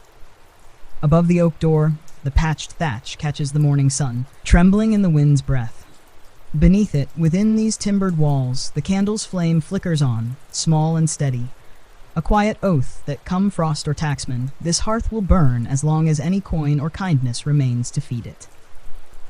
The sun climbs slow but certain above Bracken Hollow, its pale warmth clinging to the tops of thatched roofs and dripping down the village lanes like thin honey reluctant to leave the calm. Thomas Weaver stands at the edge of his orchard, billhook in hand, peering down the narrow path that slips between his low garden wall and the frost-bitten hedge. His eyes follow the wind's breath as it rustles through the tangled branches overhead. There, where new buds might swell if the spring comes gentle and the soil gives what little life it has left to spare. Behind him, the house holds its hush. Eleanor and the children have gone about their morning labors, fetching kindling, raking away the damp rushes that gather mold if left too long upon the stone floor. Each small task is a stone upon which the day's balance rests. The shilling for the hearth tax lies wrapped in a twist of cloth, hidden where the hearthstone will keep it safe until the king's man knocks at their door. Thomas wipes the billhook on his sleeve and moves down the path to where the garden fence bows outward from the weight of rain and years. He stoops to check the posts, pressing a boot to the earth where frost gives way to mud. The wood will hold for now, but come the thaw, it will need resetting, or new stakes driven deep to hold the orchard's edge firm against wandering stock and hungry neighbors alike. He does not see her until she clears her throat, a soft sound half swallowed by the wind. Mistress Abel stands at the gate, her cloak drawn tight about her sharp shoulders, a wicker basket looped over her arm. The same Mistress Abel who took his hens on the village green, who counts every feather and egg with eyes that miss little and speak much. "Master Weaver," she calls out, voice pitched to carry though no ear but Thomas's need hear it. A word, if you will. He straightens, billhook lowered but not yet set aside. "Mistress Abel, the wind finds you early. How fare your new hens?" She steps through the gate without waiting for his leave, boots crunching over the frost-hardened path. "They fare well enough, though thin. They'll fatten when spring comes. But it's not hens I come for today." Thomas says nothing, only wipes his palm on his coat and waits. Mistress Abel has a way of wrapping words around a man's thoughts before he can guard them. She lifts the basket a little, as if to show it empty for now. "I hear the Crown's man rides down from Ashdown before the week turns. That true?" "It is," Thomas says simply. Mistress Abel clucks her tongue, eyes narrow. "And your hearth? You mean to pay it in full?" He lifts a brow. "What's paid and what's not is my house's business." "Ah, but what's paid and what's whispered are two different things." She glances at the orchard, at the rough patch of earth where the hens once scratched for worms. Her gaze drifts up to the thatch, patched in places where the reeds do not yet blend with the old straw. "Folk say your thatch is sounder than some would think for a man behind on rent." Thomas feels his jaw stiffen. Gossip. It clings like soot to a hearthstone, impossible to scrub away once it takes root. He chooses his words with care, for in Bracken Hollow, truth matters less than how the telling shapes it. "Mistress Abel," he says, voice calm, "you've your hens and my coin paid fair. If folk talk, they waste their breath on smoke." She studies him a moment, weighing the shape of his words against the shape of his roof. Then she shifts her basket to her other arm and leans in, her voice a whisper meant to scratch behind the ear. "There are those who say the taxman listens for such talk, that he takes keen interest in whose hearth burns bright when another's goes cold, and when he asks, folk answer, sometimes for spite, sometimes for favor." Thomas bites down a reply that would do him no good. Mistress Abel is not the kind to threaten openly. She is the kind to plant a seed and watch it sprout in the darkness of a man's worry. "What would you have of me?" he asks at last. She softens then, at least as much as stone can soften when the frost clings to its face. "A trade, Thomas Weaver. A small one. I've turnips enough for stew, but no salt worth the name. You've a pouch left, I'd wager." He lets out the breath he'd been holding. So this is the shape of it. A neighbor's rumor traded for a pinch of salt. A small cost to keep her tongue sweet when the taxman rides through the lane. "I've some salt," he admits. "Enough for our broth if we stretch it thin." "Stretch it thinner," she says, her tone a blade wrapped in a smile. "In return, my words stay soft when the collector's ear bends my way." Thomas nods. "Done then. Wait by the gate." He slips inside the house, where Eleanor stands by the hearth, wrapping a few coarse grains of salt in a twist of cloth. She asks no questions. She's seen this game played before, a neighbor's tongue quieted for a taste of brine. When Thomas returns to the gate, Mistress Abel's eyes brighten at the sight of the tiny parcel. She tucks it into her basket as if it were a silver coin instead of a handful of salt, then lifts her chin with a prim smile. "God keep your hearth warm, Master Weaver," she says, "and your neighbors kind." With that, she vanishes up the lane, boots crunching over the frost. Thomas stands at the gate a while longer, watching her cloak fade between hedgerows still stiff with winter's breath. He knows the truth of it. The salt will buy him nothing more than a moment's silence. When the taxman knocks, Mistress Abel will tell what suits her best. Her basket full, her hearth fed, her tongue ready to turn again when the wind shifts. In Tudor England, a man's walls are timber and wattle, but his roof is made of rumor and barter as much as straw and reed. And Thomas Weaver, standing in the hush of his orchard's edge, knows that to keep the cold at bay, he must guard every beam, seen and unseen, against the wind that whistles through the mouths of neighbors as much as the cracks above his head. The wind shifts by nightfall, carrying with the promise of a thaw that never quite arrives. The orchard shivers beneath a thin crust of ice, branches rattling like dry bones in the hush before dawn. Inside the Weaver house, the hearth burns low but honest, 1 shilling's worth of warmth waiting to be claimed by the crown's parchment when the knock comes. Thomas stands by the shutter, peering through the thin slit where the oiled cloth sags from its peg. The lane beyond is dark, save for a splash of lantern light that flickers here and there as neighbors pass on hurried errands.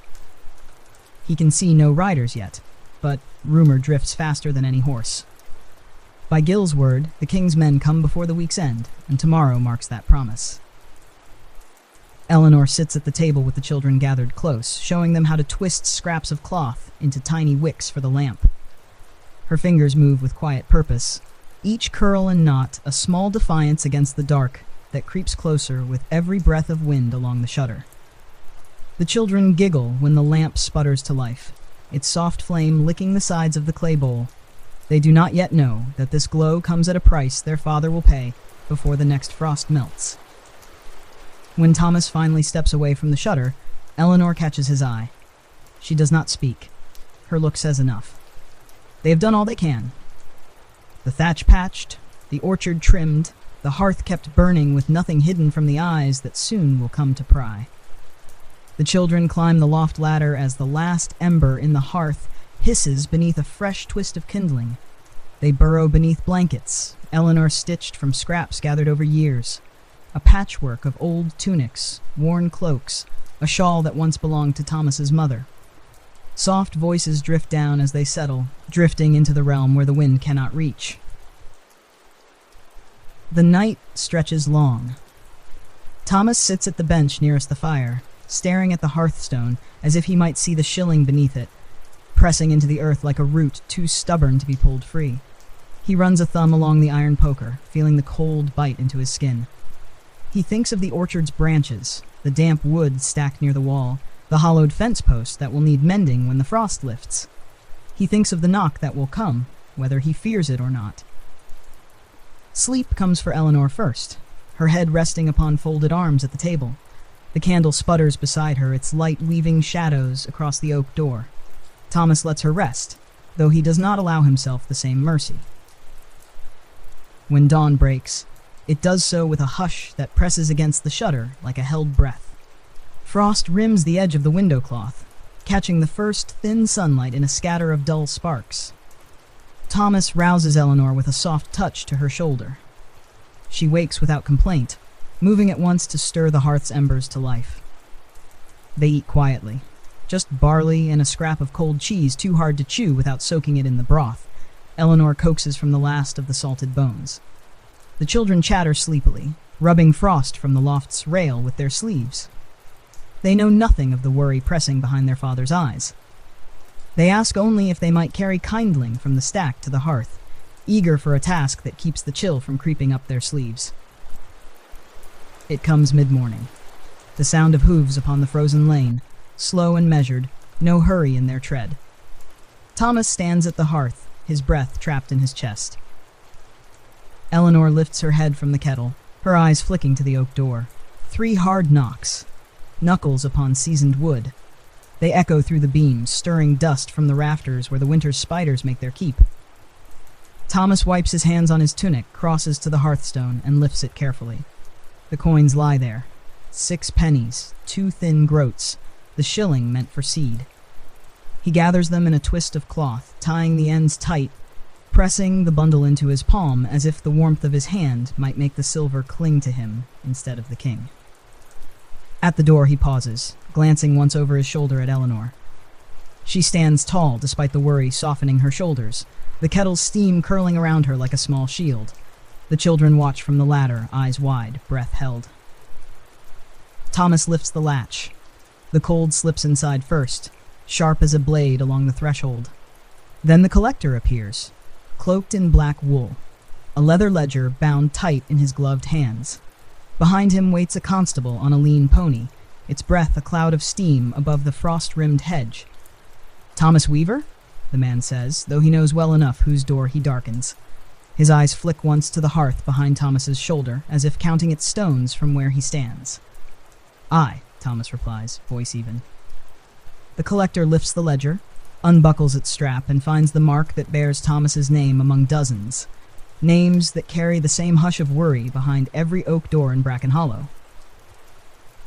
"1 hearth," the man says, 1 shilling due, with record signed. Thomas passes him the cloth. The coins jingle together, a sound like dry bones rattling in the wind. The collector does not count them before the threshold. He weighs the bundle in his palm, feels the shape of the silver hidden within. He trusts no man, but he trusts the threat that stands behind his mark. Stocks, fines, the ruin of a man's standing if he dares cheat the king's coffer. He scratches Thomas's name in the ledger with a stiff quill, ink glistening cold and black upon the parchment. "Paid," he says. No word of thanks. No nod for the warmth that will now cost Thomas dearer come spring when the seed must be begged or bartered from another man's store. Only the word "paid" like a nail driven into the doorframe. He turns, cloak whispering against the frost-hardened earth. The constable clicks his tongue at the pony, the hooves slipping once before they find the lane's frozen rut. Thomas stands in the open door, the cold pressing against his chest where the shilling's warmth used to lie. Behind him, Eleanor steps close, her hand finding his. She does not speak. She does not need to. Together they stand at the oak door, watching the taxman's shadow slip away down the lane, taking with him the coin that might have been seed or oil or a few more reeds to patch the roof before the next storm's breath. In Tudor England, a hearth paid is a hearth marked safe, but the cost of that flame lingers long after the knock at the door has faded. The lane lies empty now, save for the thin ruts pressed into frozen earth where the taxman's pony carried his ledger toward the next hearth, yet to surrender its warmth. Thomas closes the oak door softly, fitting the latch into place with a dull click that echoes far louder in his mind than it does in the hush of the low-beamed room. Eleanor turns back to the hearth where the kettle still murmurs above the coals. She ladles the last of the barley broth into the children's bowls, watching them eat with that quiet tension that clings to a mother's shoulders when she measures each mouthful against what little remains in the larder. Thomas sits by the hearth, resting his elbows on his knees.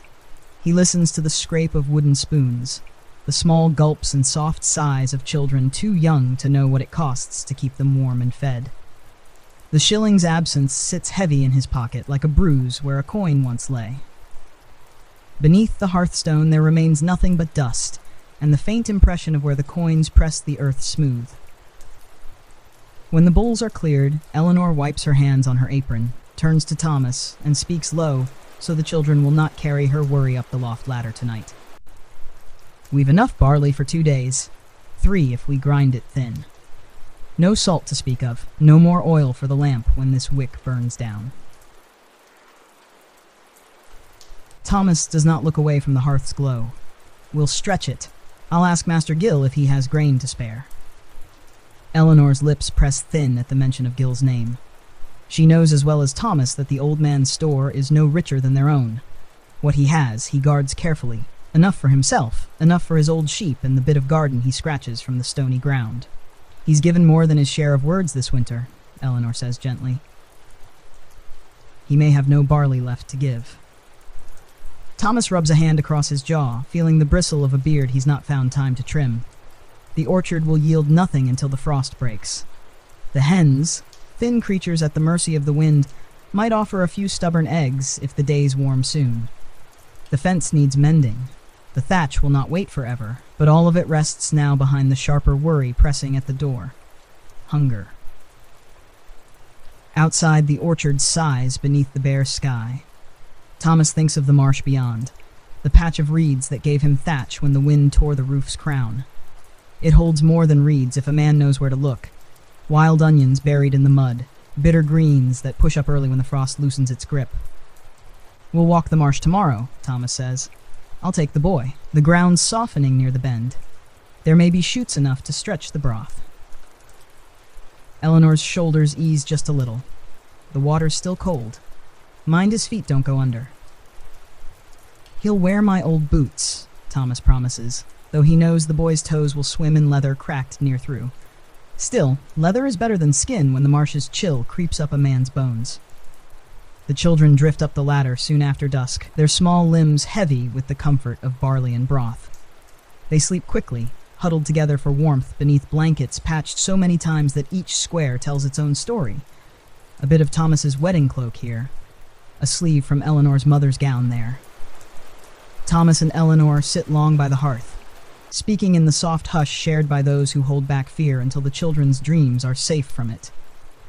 The shilling was all, Eleanor murmurs at last. When the seed comes due. Thomas lifts a hand to still her worry.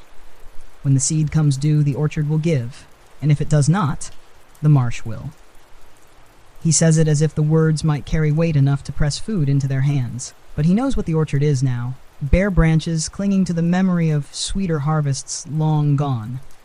He knows what the marsh is too, a shifting pool of hope that can turn on a man, swallowing his feet and patience alike if he does not tread carefully.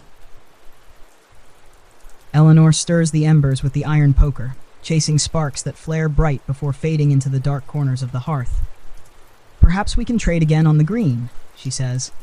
A basket of kindling, some rushes, a day's mending for Mistress Abel. Thomas's jaw tightens at the name. He knows the price of that woman's gossip, the way her sharp eyes count every splinter of wood and every slip of rumor. Maybe, he says, we'll carry what we can spare. When the last ember curls down into gray ash, Eleanor lifts the kettle from the hook, pouring what warmth it holds into a clay pot for the morning. A thin broth is better than none, and in Tudor England the measure of a man's worth is how long he can stretch hunger until the orchard wakes, the hens lay, and the frost surrenders its claim upon the earth. They bank the fire and bar the door, the oak latch slipping into place with a dull thud that feels too thin to hold back the cold. In the loft above, their children's soft breathing drifts down through the beams, small and steady as hope itself. Thomas settles onto the bench near the hearth, resting his head against the timber post behind him. Tomorrow will bring the marsh's chill and the sharp taste of wild onions pulled from frozen mud. Tomorrow will bring the hush of neighbors counting how long the weavers can keep their hunger at bay. Tonight, though the hearth is paid for, its warmth burns thinner than the wind that rattles the orchard beyond the walls. A reminder that a roof may keep out rain and snow, but hunger slips through every crack, patient as the frost beneath a Tudor man's door. Dawn spills its pale hush over Bracken Hollow, brushing frost from the orchard's gnarled limbs and gathering in the dips and furrows of the marsh beyond. Thomas Weaver stands at the garden gate with his son beside him, a thin boy with fair hair that the winter sun has not yet dulled. The boy clutches a wicker basket so large it nearly swallows him whole, its sides patched with twine, where older splits gave way to years of burden. Eleanor watches from the threshold, her cloak drawn close about her shoulders against the wind that creeps through the orchard's tangled limbs. She says nothing, as Thomas ties a length of rope around the boy's waist, more to keep the lad's coat tight than to bind him to his father's side, though both know the marsh has a hunger for careless feet. "You'll mind your steps," Thomas tells the boy, setting a hand to his shoulder. "Stay where I stand. If the mud shifts under you, call out before it takes your boot." The boy nods solemnly, more serious now that the orchard gate lies behind them, and the marsh's hush drifts between bent reeds and patches of brittle sedge. Together they step down the narrow lane, frost crunching under worn boots. At the bend, the lane gives way to a patch of sodden earth that squelches with each footfall. Here the marsh lies low and wide, a pale belly of water and black mud, rushes bending beneath the wind's soft hum.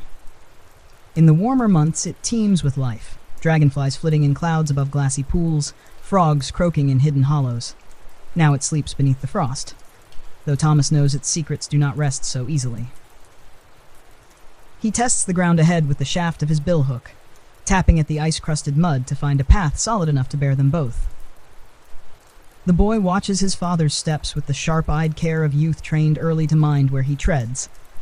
They follow the curve of a narrow runnel, reeds bowing aside as they pass. It is not long before Thomas spies the first sign of what they seek, a patch of wild onions pushing their stubborn green tips through the thinning ice. He kneels, pressing his weight low so the mud does not swallow his boots. The boy copies him, setting the basket at his side. "Here," Thomas says, guiding small fingers to the slender shoots. "Ease them up from the mud. Don't break the stalks. If the roots stay whole, they'll feed us more than once." The boy nods, breath ghosting above his hands as he works the bulbs free. Beside him, Thomas digs with careful sweeps of the billhook, loosening the clumps that cling to the marsh's bitter skin. The cold seeps quick into his gloves, turning his fingertips numb, but the sight of the basket filling, slowly, stubbornly, presses warmth into his chest, stronger than any hearth. Above them, the sky shifts from pale gray to a soft bruise of blue, where sunlight strains to find its strength. The marsh answers with quiet birdsong, hidden finches flitting through the bare alders that mark its ragged edge. They work in silence, father and son, the hush broken only by the squelch of boots and the hiss of reeds brushing against their shoulders. For a moment, Thomas lets his mind drift, back to a season when he was the boy and his father the man bent low above the same damp earth. He remembers the same hush, the same bite of wind, the same promise of a small meal wrestled from the marsh's reluctant hand. The boy lifts another handful of onions, shaking off black mud before setting them in the basket. His fingers are red and raw, but he does not complain. Thomas feels a swell of pride and sorrow in equal measure. No child should know the taste of hunger's edge so young, yet every child in Bracken Hollow learns it quick enough. When the basket grows half full, Thomas leans back on his heels, testing the ground beneath him. It shifts, just enough to remind him of the marsh's fickle patience. He presses a palm to the boy's back. "Time enough," he says. "We'll not press our luck for more." The boy looks up, worry pinched around his eyes. "Is it enough, father?" "It's more than we had at dawn." They rise together, boots heavy with clinging muck, the basket a thin promise of broth and sharp greens to stretch the barley one day more. As they turn for the path that will lead them back through the orchard's tangled arms, the marsh shifts once behind them. A low burble of water, settling where their weight pressed the frozen mud aside. The sound reminds Thomas of the price of taking from this place. The marsh gives what it will, but it takes what it can. Back at the garden gate, Eleanor waits with a cloth to wipe the boy's hands clean. She lifts the basket, breathes in the sharp scent of the wild onions, and nods her thanks, though her eyes flick to Thomas with a question they both know has no answer yet. Will it be enough? Inside the house, she sets a pot upon the hearth's edge, coaxing the last embers to a brighter glow. The children drift close to watch her wash the bulbs clean, their sharp smell biting the air with a promise of something fresh amid the stale chill of winter. Thomas stands in the doorway, boots dripping thawed marsh mud onto the rushes. He watches Eleanor work, her fingers quick and steady as she splits each onion's skin, saving every scrap for broth or garden bed come spring. In Tudor England, a man's hunger does not wait for warmth or charity. It slips beneath doors, curls beneath blankets, sits beside him at the hearth even when the tax is paid. And the thatch holds firm. And yet today, the marsh gave enough to hold it at bay one day more. A small mercy won by careful hands and quiet courage pressed into frozen mud. As dusk creeps back through the orchard's tangled limbs, Thomas sits near the hearth, the taste of wild onions rising from the pot like a thin, stubborn promise. Beyond the oak door, the wind sighs through the orchard, and the marsh waits for the day it must be asked to give again. Night gathers early over Bracken Hollow now, pressing its cold breath against every shutter and loose latch. Inside the Weaver house, the scent of wild onions and thin broth lingers in the rafters long after the last spoonful has been scraped from the pot. Eleanor moves about the hearth with quiet purpose, her hands tracing familiar paths between kettle, bench, and worn basket of scraps that holds the mending yet to be done. The children sleep in the loft above. Small shapes bundled beneath blankets, so patched they look like fields stitched together with narrow hedgerows of fraying seams. Their soft breaths slip through the gaps in the loft's plank floor, drifting down to where Thomas sits hunched at the table, oil lamp burning low beside him. The flame shivers in the draft that leaks through the shutter, a thin tongue of light licking the edges of Eleanor's shadows as she settles onto the bench beside him. Before her lies a small pile of tattered linen and coarse wool, trousers with knees worn thin from orchard ladders, a sleeve torn on a rusty latch, stockings stretched so many times the threads seem more whole than cloth. She draws the lamp closer, feeding the wick the last of the precious oil Thomas fetched back from Mistress Abel's trade not a week past. Thomas watches the flame bend, watches Eleanor's hands move over the cloth, neat stitches pulling frayed edges close like old secrets bound tight in the hush of their timbered walls. "You'll ruin your eyes by that flame," he murmurs, though the words hold no scold, only worry softened by the hush of the hour. Eleanor's smile flickers like the lamp itself. "If I leave it till dawn, the children will rise with the sun and carry half these holes back into the orchard before I can mend a one." Thomas rubs a thumb along the rough edge of the table. His own hands bear scratches from the orchard's branches and the marsh's frozen reeds, new scars layered upon old. He thinks of the thatch still waiting for a final patch before the spring rains come to test it again. He thinks of the hearth, honest for now, yet hungry in its own way. Eleanor lifts a needle from her basket, its point catching the flicker of light. "Mistress Abel's boy brought word when I went for rushes this morning," she says without looking up. Her voice carries the weight of news she has carried carefully all day. "The vicar's wife has need of a seamstress again, hemlines for their girls' Sunday dresses. She'll pay half in coin, half in candles." Thomas's brow furrows. "Candles." "Better than no coin at all," Eleanor says, drawing the needle through the coarse cloth in her lap. "A few candles mean I can keep at the mending longer than this lamp will allow. It buys us more than oil from Mistress Abel's store." Thomas cannot argue the truth of it. A single stub of tallow can stretch the hours of work, stitch by careful stitch, into warmth or barter come market day. The vicar's wife is known for tight purses but honest coin when the work is neat and the gossip stays gentle. "And you'll do it?" he asks, though he knows the answer before she lifts her eyes. Eleanor's hands still for a moment. She sets the needle down beside the lamp and reaches across the table, pressing her palm over his. In her touch lies the same calm resolve that has steadied him more than any thatched roof or stone wall ever could. "I'll take the work," she says. 2 days, 3 at most. It keeps the hearth lit when there's no wood left to burn but damp orchard limbs. Thomas flips his hand over, weaving their fingers together above the scraps of cloth. He feels the chill where her skin meets his, the raw edge of winter pressed into every breath between them. He wants to tell her that the orchard will bloom soon, that the hens will lay, that the marsh will give again when the frost recedes. But promises hold no weight when hunger sits so near, and so he holds his tongue, squeezing her hand instead. The lamp's flame gutters, starved for oil. Eleanor lifts it carefully, tipping what little remains from a clay vial hidden beneath the bench. The drop hisses as it feeds the wick, the flame flaring brighter for a moment before settling back into its slow dance. "Best save the last for the Vicar's stitching," Thomas says, but Eleanor shakes her head. "This here comes first," she whispers. She lifts the needle again, drawing it through the cloth with a steady rhythm. Each pass binds frayed fabric back to usefulness, a small defiance against the tearing winds beyond the shutter. Outside, the orchard groans beneath the night's cold. The branches scratch one another when the breeze lifts, a soft warning that the world beyond the timbered walls does not rest just because a hearth glows warm within. Thomas drifts to sleep at the table, head bowed over folded arms. Eleanor works on beside him, her stitches measured by the flicker of the flame and the hush of her children's breath above. Now and again she lifts her eyes to the oak door, listening for any knock that might come unwanted in the small hours.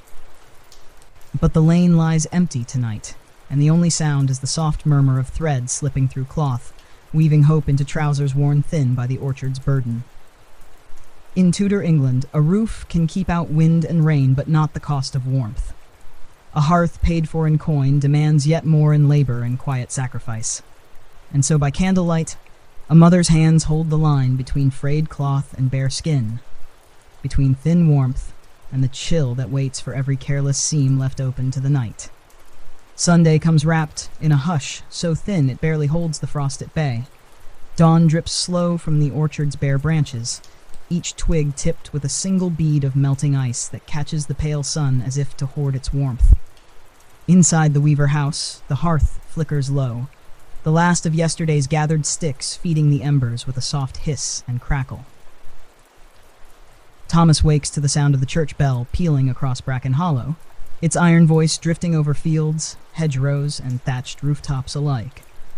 It calls neighbor and debtor, landlord and laborer, all beneath one roof, where prayer costs nothing, yet binds each soul to the same hard soil.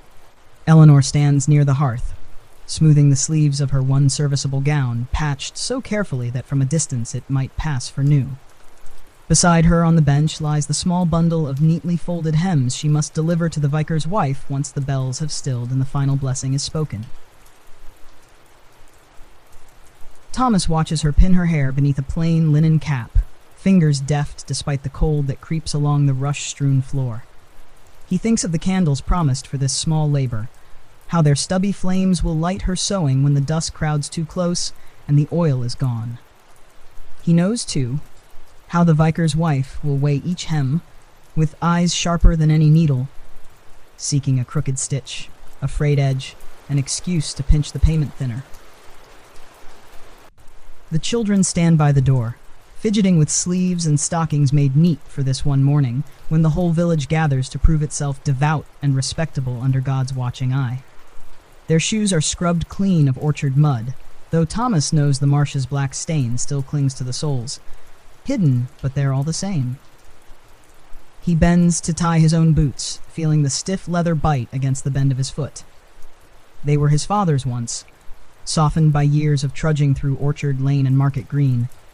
Now they split along one seam near the heel, patched with twine that Thomas knots tighter each time the frost threatens to slip in. They step into the lane together when the bell tolls its final call, the oak door closed behind them, the hearth left to smolder in their absence. The village gathers like a slow river flowing toward the stone church that crowns the rise beyond the green. Smoke drifts from a dozen crooked chimneys, tangling with the breath of neighbors who nod or whisper as the Weaver family passes. Thomas feels their eyes, some soft with pity, others sharp with curiosity, measuring the patched knees of his children's trousers, the careful mending along Eleanor's hem, the tightness of his bootlace that hides the cracked leather. He hears their murmurs slip from mouth to ear. There goes Thomas Weaver, honest enough to pay his hearth, but at what cost? There stands Eleanor Weaver, bent by children and hunger, yet still proud enough to lift her chin when the bailiff nods. Inside the church, the air is warmer for the bodies pressed shoulder to shoulder along the narrow pews. Stone walls sweat with the gathered breath of Bracken Hollow's faithful. Candles flicker near the altar, their wax dripping onto iron holders, blackened by centuries of quiet prayers and whispered penance. Thomas bows his head when the vicar lifts his voice, reciting words older than the timber that frames the Weaver house. He lets the words wash over him like river water, cold but cleansing in a way he cannot name. Beside him, Eleanor's hand finds his beneath the fold of her skirt, her thumb tracing the calluses that ridge his knuckles like bark along an old branch. When the final amen drifts into silence, the villagers shuffle toward the door in slow knots, pausing here and there to trade news or let slip the soft barbs of gossip hidden beneath polite smiles.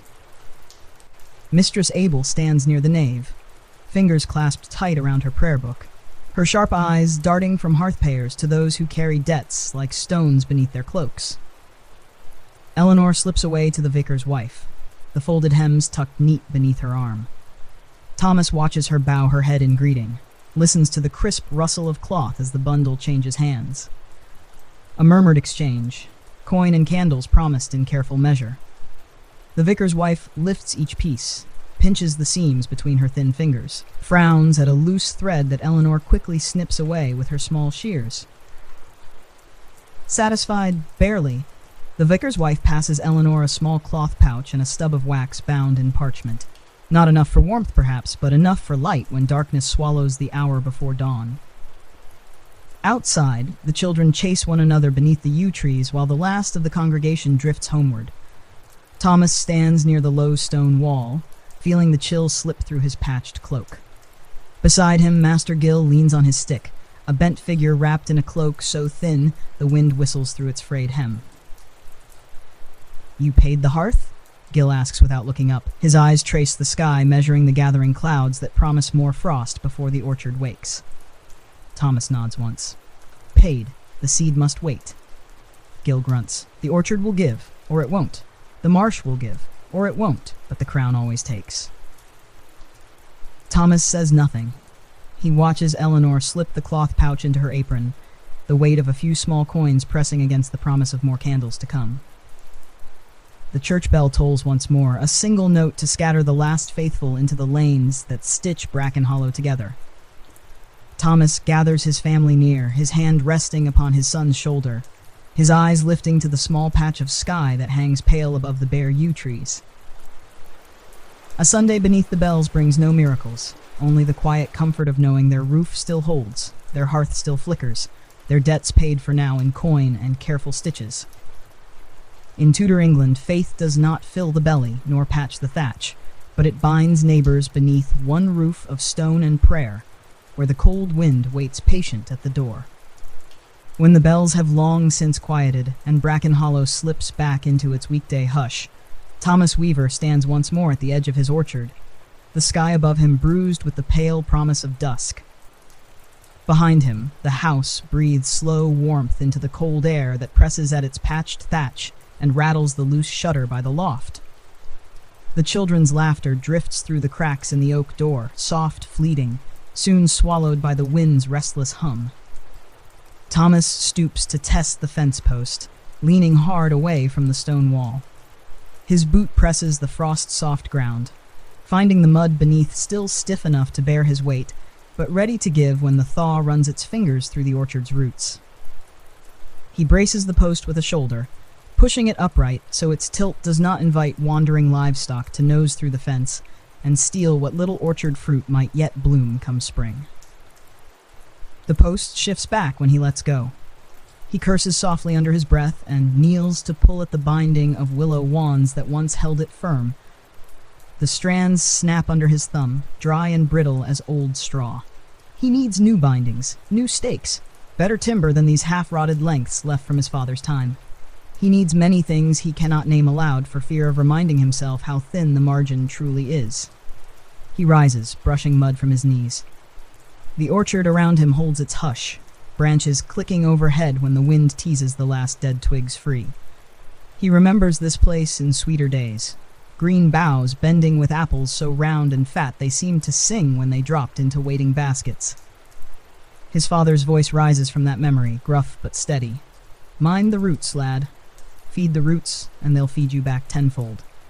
But the roots need tending as the roof does, as the hearth does. Each piece a promise made by hands rougher than his own, passed down like a debt no bailiff can tally yet every man must pay. When he turns back toward the house, he sees Eleanor stepping from the doorway, her cloak drawn tight, her breath rising in small clouds. In her hand she holds the stub of wax gifted by the vicar's wife, its thin wick no thicker than a straw. She lifts it in greeting, a question in her eyes. "They'll do," Thomas says before she can ask. "A few more days light for your stitching, more if we keep it low." Eleanor smiles at that, tired but true. She crosses to him, the frost crunching under her boots. Up close he sees the red that rims her eyes from nights spent hunched by the hearth's glow, mending seams that never seem to hold against the children's wear and orchard's labor. "I've word from Mistress Abel," she says, glancing back at the door to be sure no child's ear leans too close. "She'll trade rushes for kindling again. Says the thatcher who mended the vicar's roof has left a pile of scraps near the green." Thomas snorts. "Scraps, is it? Crooked reeds and broken spar poles no man would thatch a pig shed with." "Even so," Eleanor says softly, touching his arm, "dry enough to burn when the frost comes heavy. Better than damp orchard limbs." He nods. She is right, of course. In Tudor England, a roof must feed the hearth as much as it keeps out rain. Even rotten thatch scraps turn to heat if coaxed with care and breath, and a prayer the smoke does not blacken the house quicker than it warms it. He slips his hand over hers, pressing her fingers between his palm and the rough cloth of his sleeve. He feels the bones beneath her skin, fine, hard edges shaped by worry and winter's long teeth. When he speaks, his voice drifts low, carrying more to himself than to her. "My father promised this orchard would stand for you and the children, that its roots would hold when the crown's reach came too near. I've tended it as he did, but some promises." He trails off, the orchard's silence finishing what he cannot say. Eleanor's thumb brushes his wrist, a small warmth that holds him steady against the wind's chill. "Your father's promise holds, Thomas. It stands here," she says, pressing her hand flat against his chest. "And here." She gestures at the orchard around them. "A promise does not break because a winter comes harder than we wish it." He searches her face, sees no lie there, only the same quiet steel that keeps the hearth burning when the last stick goes to embers. She draws him close enough that he hears the soft creak of her stays beneath the thick wool cloak, the small catch of her breath when the wind shifts and tugs at the edge of her cap. "Come in," she says. "The rushes will keep till morning. The orchard fence will hold one night longer." But Thomas lingers. He casts one last glance at the gnarled limbs, the fence post that leans stubborn as an old man who will not bow to the wind. He thinks of the thin silver beneath the hearthstone, gone now to the crown's ledger. He thinks of the marsh that gives and takes, of the thatch that waits for a gale to test the patchwork knots. He thinks of how little stands between his family and the wind that howls over Bracken Hollow when it tastes fear on a man's breath. And yet behind him lies a door that holds the dusk at bay, a hearth that flickers honest, a table where a seamstress's candle will burn just long enough to stitch hope back into trousers and sleeves worn raw by orchard boughs and restless children's knees. He turns at last and follows Eleanor through the low gate. The frost creaks beneath their boots as they cross the yard. The orchard stands behind him, mute and stubborn, roots clenched deep in soil older than any promise his father ever spoke. In Tudor England, some debts break a man, but others, worn thin, patched again and again, bind him more firmly to the patch of earth he dares call home. Inside, the oak door closes behind them with a gentle thud. The rushes rustle underfoot. And in the hush before the candle's flame is set to the wick, Thomas Weaver allows himself one breath free of worry.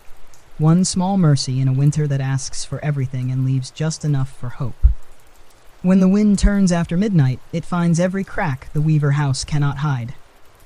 It slips through the warped shutter above the loft, crawls beneath the patched thatch where the marsh reeds do not yet bind tight to the old straw. It finds the gaps between the oak door and the sill, where the wood has shrunk in the long, dry frost.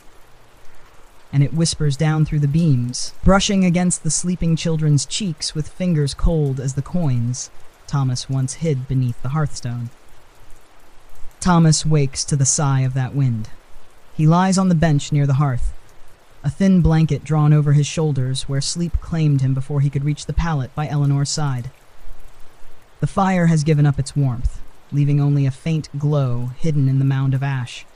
He watches it pulse in the dark, a heartbeat struggling against the cold that presses at the walls. He rises without sound, careful not to wake Eleanor where she sleeps curled beneath the old cloak that once belonged to his father. He knows she stitched its fraying hem just last summer, turning coarse wool and stubborn thread into a shield against nights like this one. Even so, the wind does not care for such labors. It finds its way through every seam. Up in the loft, a floorboard creaks under a small shift of weight. One of the children stirs. A cough muffled by the blanket Eleanor mended beneath the candle's stub of wax. Thomas listens for another sound, but hears only the hush of breath, the scrape of a foot settling deeper into straw. He crosses to the hearth and kneels, drawing the poker through the ashes. A spark flares, quick and fragile. He coaxes it gently, feeding it a splinter of dry reed he tucked near the mantel days ago for just such a moment. The reed catches, brightening enough to tease a new breath of warmth into the stones. The faint smell of damp smoke curls up to meet him, carrying with it the memory of the marsh where the reeds still stand frozen, waiting for his hands to return when the roof calls again for patchwork care. When the fire holds steady enough to promise a little heat come dawn, Thomas stands. He lifts the latch on the shutter, peering into the orchard beyond the frost-blurred cloth. The moon rides low tonight, its pale face caught in the tangled limbs of the oldest apple tree. He sees the fence post leaning still, a crooked sentinel that reminds him of his father's bent shoulders in his final seasons, unbending in spirit even as the wind pressed him closer to the earth. Behind him, the hearth crackles soft and stubborn. Thomas closes the shutter again, tugging the oiled cloth tight along its edge. He knows it will sag by morning, just as the wind will slip in again before the sun climbs over Brackenhollow's distant hedgerows. He moves to the table where Eleanor's scraps lie folded, a pile of mending that waits for the next stub of candle or the next hour stolen from sleep. The seams she stitched last night lie neat and straight, each knot small proof of care given where the world cares little in return. He sets his hand over the folded cloth as if to warm it, though the warmth comes more from memory than flame. A floorboard above groans again. This time a soft voice drifts down, the boy, half asleep, murmuring through a dream. Thomas listens, hears no worry in the tone, only the restless shape of a child's thoughts, safe for now beneath the patched thatch. He lifts the old cloak from Eleanor's shoulders where it has slipped loose. He draws it higher, tucking its edge beneath her chin, careful not to wake her. She shifts once, sighs, and settles again. The faint glow of the rekindled fire touches her cheek, softening the lines that worry has drawn there in the lean weeks since the hearth tax came due. Thomas eases back onto the bench, the cloak's empty corner still warm where her hand rested. He does not lie down this time. Instead, he sits, listening for the wind's whisper between the rafters. He knows its voice well now, a constant companion that reminds him each night that a roof in Tudor England is not simply timber and straw, but a test of a man's patience, his coin, and his resolve. He thinks of the fence post waiting for new stakes, of the orchard roots clenching tight in frozen soil, of the marsh reeds that must be cut again when the sun softens the ground. He thinks of the few coins he might coax from extra hours at the squire's field once the frost lifts, of the scraps Eleanor might yet trade with Mistress Abel for salt or rushes. Small thoughts, small hopes. Yet he gathers them all the same, pressing them tight into the spaces the wind has yet to claim. The hearth's glow wavers but does not die. Thomas leans forward, hands spread above the gentle warmth. He knows that when dawn comes, he will rise and check the roofline once more, push the fence post firm, carry the rushes from the orchard's edge. He will stand again in the marsh's cold belly if need be, pressing his boots into the soft mud until his bones ache with the water's chill. Above him, the thatch sighs where the wind tests each knot and bundle. It will hold tonight, barely. Tomorrow, perhaps it will ask for more reeds. Or perhaps it will stand firm, proof that labor stitched in the hush between dusk and dawn can hold the world's hunger at bay a little while longer. Thomas closes his eyes and listens to the wind between the rafters, the soft breath of his wife at the hearth's edge, the faint murmur of a child's dream drifting down from the loft. In this thin hush, he finds a small warmth that even the cold between the rafters cannot steal. And so the house holds. The fire flickers honest, and Thomas Weaver keeps watch. One man against the wind that slips through the timber, and the night that waits to test each promise made by hands roughened by orchard and endless frost. Morning breaks with a hush that feels different from the mornings before. The frost that clings to the orchard fence glistens, softening around the roots where the sun's pale warmth presses down. A trickle of meltwater slips through the garden's narrow furrow, carrying with it the promise and the warning of a thaw that will not be gentle. Thomas stands by the low stone wall that holds back the orchard's edge. He rolls a clod of wet earth between his palms, feeling how it breaks easy now, the hard shell of winter splintered by the sun's careful insistence. But the thaw brings more than softer ground. It brings rot if the thatch is not tight, leaks where the marsh reeds pulled loose in the wind's hush, the slow sag of fences where posts lean into the waking mud. Behind him, Eleanor's voice drifts from the doorway, calling the children to the garden with baskets slung across their thin shoulders. They move slow but eager, stomping through patches of frost-soft earth to lift last autumn's rotted rushes, to rake the beds where wild onions might push through again if the ground stays kind. Thomas watches his eldest crouch by the fence, bare fingers brushing aside brittle stems to find the damp shoots hidden beneath. He remembers that same cold press of earth against his own knuckles when he was a boy, his father's voice above him. Mind the thaw, lad. It gives, and it takes. He knows too well what it takes. He turns to the house where the oak door sits propped open to catch the new light. Inside, the hearth smolders steady, a curl of warmth that drifts through the dim room, carrying the sharp scent of wild onion broth and the faint promise of more if the orchard gives what it owes. Eleanor stands just within the threshold, the hem of her patched gown lifted from the damp rushes that line the stone floor. She meets his eyes, the question clear before she speaks it. "You'll mend the thatch today?" she asks. He nods. "What reeds we have left? It'll hold till I can cut more." She hesitates, glancing at the children before stepping close enough that her voice drops to a whisper. "Mistress Abel says the squire has work, if you'll spare the orchard for a day." Thomas's jaw tightens at that. The squire's fields stretch wide beyond Bracken Hollow, stitched with neat hedgerows that hide the labor pressed into each furrow. To work those fields is to stoop for hours in soil still half frozen, pulling stones, driving stakes for the spring planting that will feed the squire's own hearth long before it fills a tenant's table. "What does he pay?" Thomas asks, though he already knows the sum, half of what a man might earn if the frost were gone and the ground easy. "Enough for salt," Eleanor says quietly, "and seed if we stretch it." Thomas looks past her shoulder at the hearth's thin glow. He thinks of the marsh, still soft but not yet generous enough to give more reeds for free. He thinks of the orchard fence leaning at his back, the roof that will drip into the loft if the crown pole's patch loosens. He thinks of his father's boots, their soles split, and the bite of bramble roots that wait in the squire's fields to find a man's feet through cracked leather. He does not want to go. But he must. Eleanor sees the answer in his silence. She reaches into her apron pocket and draws out the stub of tallow gifted by the vicar's wife, the seamstress's wage now measured in careful hours of soft flame when the dusk presses too close. "I'll mend by candle while you're gone," she says, voice steady. "If the roof holds 2 days more, the children will sleep dry." Thomas lets out a breath that steams in the morning's thin sun. He lifts his hand, brushing a loose strand of hair from her cheek, where the wind has teased it free of her linen cap. "I'll mend the crown before I go," he promises. "One more bundle of reeds, stitched tight enough to hold till I can cut fresh." She nods, pressing the candle stub into his palm.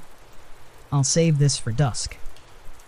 He steps past her into the hush of the house, his boots leaving dark prints on the rushes where the frost clings to the edges of worn stones.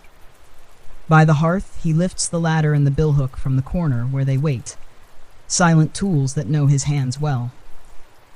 The children pause in their raking when he crosses the yard, eyes wide but words held back behind small teeth, chattering in the cold that still clings where the sun has not yet touched. At the house's side, he braces the ladder beneath the sagging stretch of thatch.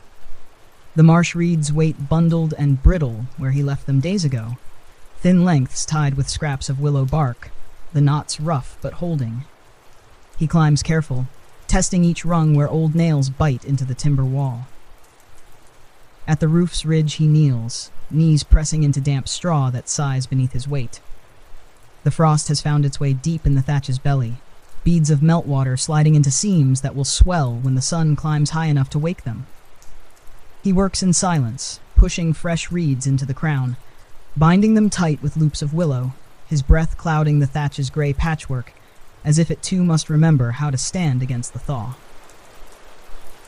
Below, the children's laughter drifts up, a bright sound in the hush of creaking beams and shifting straw. He grips it tight in his mind while his hands knot each binding with care learned at his father's side, stitches of reed and hope holding back the rain that waits just beyond tomorrow's dusk. When the bundle is gone and the crown sits patched, crooked but sound enough, he climbs down into Eleanor's waiting hush. She brushes straw from his shoulders, careful not to speak of what his back must now bear in the squire's fields. She says only, "Go while the frost still holds. The ground's kinder when it does." Thomas presses the stub of tallow into her palm. "Save it for night. I'll be home before the wick burns out." She smiles at that, thin but enough. He lifts his coat from the peg by the door, pulls the cracked boots tighter around his ankles, and steps into the lane where the thaw waits to test the seams of orchard, hearth, and promise alike. Behind him, the roof sighs where the wind finds the patched crown and slides past, slowed but never quite turned away. And Thomas Weaver, one man pressed between orchard and field, debt and dusk, sets his feet toward the squire's land, paying once more the price of keeping a roof from caving in when spring's first thaw comes calling. The sun lifts higher than it has in many weeks, pouring a pale gold across Bracken Hollow that tastes faintly of warmth, but holds more promise than heat. Thomas Weaver stands at the far edge of the squire's lower field, boots sunk in thawed earth soft as old bread, hands raw where bramble roots have bit him again and again through his patched gloves. All morning he has worked with half a dozen other men, neighbors from lanes that twist and cross his own. Master Gill's distant cousin bent nearly double with age. Young Walter from the thatcher's shed, his fingers cracked and bleeding where the frost lingers still in the bramble's heart. Together they stoop in silence, digging out stones that hide just beneath the surface, hauling roots that twist like old debts through the thawed clay. Each clump lifted. Each root prized free, buys the squire's good temper for another hour and adds a farthing or two to the coin.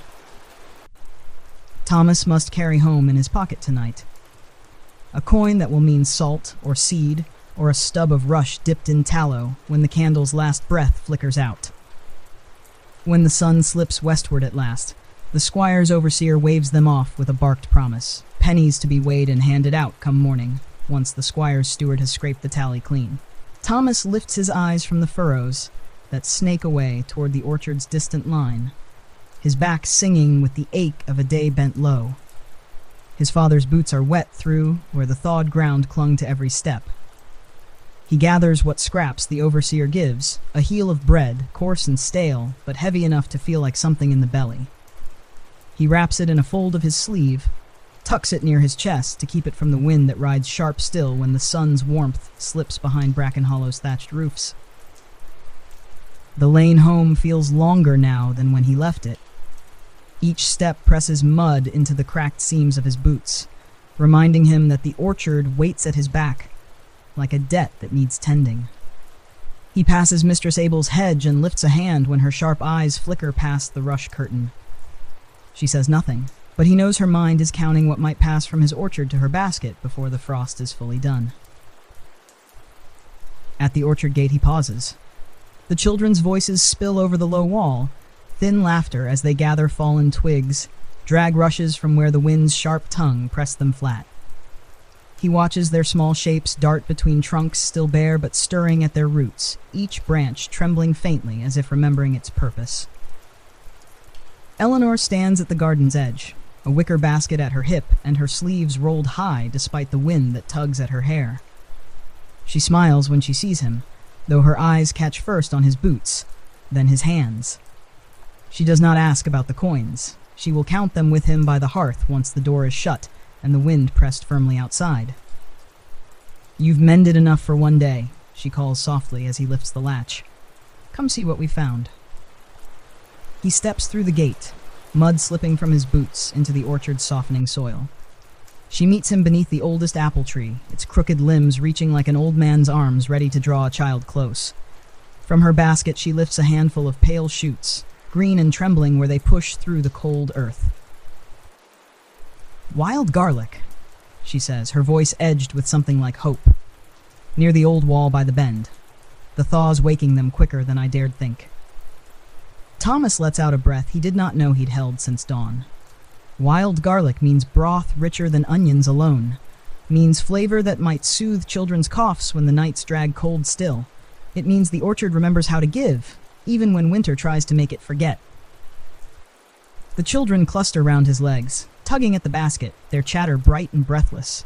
He crouches, brushing soil from the wild shoots, feeling the weight of them in his palm, light, yet more than he carried this morning when the squire's fields lay hard as old iron beneath his boots. Eleanor sets her free hand to his shoulder, squeezing once. Her skin is cold, but her eyes hold warmth enough for them both. "Come inside," she says. "The hearth's waiting. I've saved a twist of the tallow for tonight's stitching. The mending can wait till you've eaten." Inside, the house holds its hush. The rushes on the floor are damp, with thawed mud, but the hearth sighs its gentle promise, fed with the last of the kindling they traded for scraps of broken thatch. Thomas kneels there first, pressing the fresh shoots into Eleanor's basket near the hearthstone. He feels the faint warmth through his sleeve, where the stones hold the day's last fire close. In the loft, the children tumble up the ladder, clutching the day's small treasures. A twist of dry moss, a length of willow bark for binding fence posts when the ground softens enough to set new stakes. Each piece is a stitch in the same quiet tapestry that binds this roof to the orchard's root to Thomas's calloused hands. When the broth steams at last, wild garlic sharp and thin but enough to ease the ache in his back, Thomas sits with Eleanor by the hearth. He pulls the day's small coins from his pocket, lays them flat on the scarred table. She counts them in the hush, her lips moving around numbers she knows better than any Vicar's prayer. "It will buy seed," she says, nodding. "Not enough for all we need, but enough for something green when the frost turns its face from us." Thomas leans back, shoulder brushing the cold timber wall. Above, the thatch creaks when the wind tests the knots where marsh reeds still hold. In the hush, he feels the orchard waking beneath him.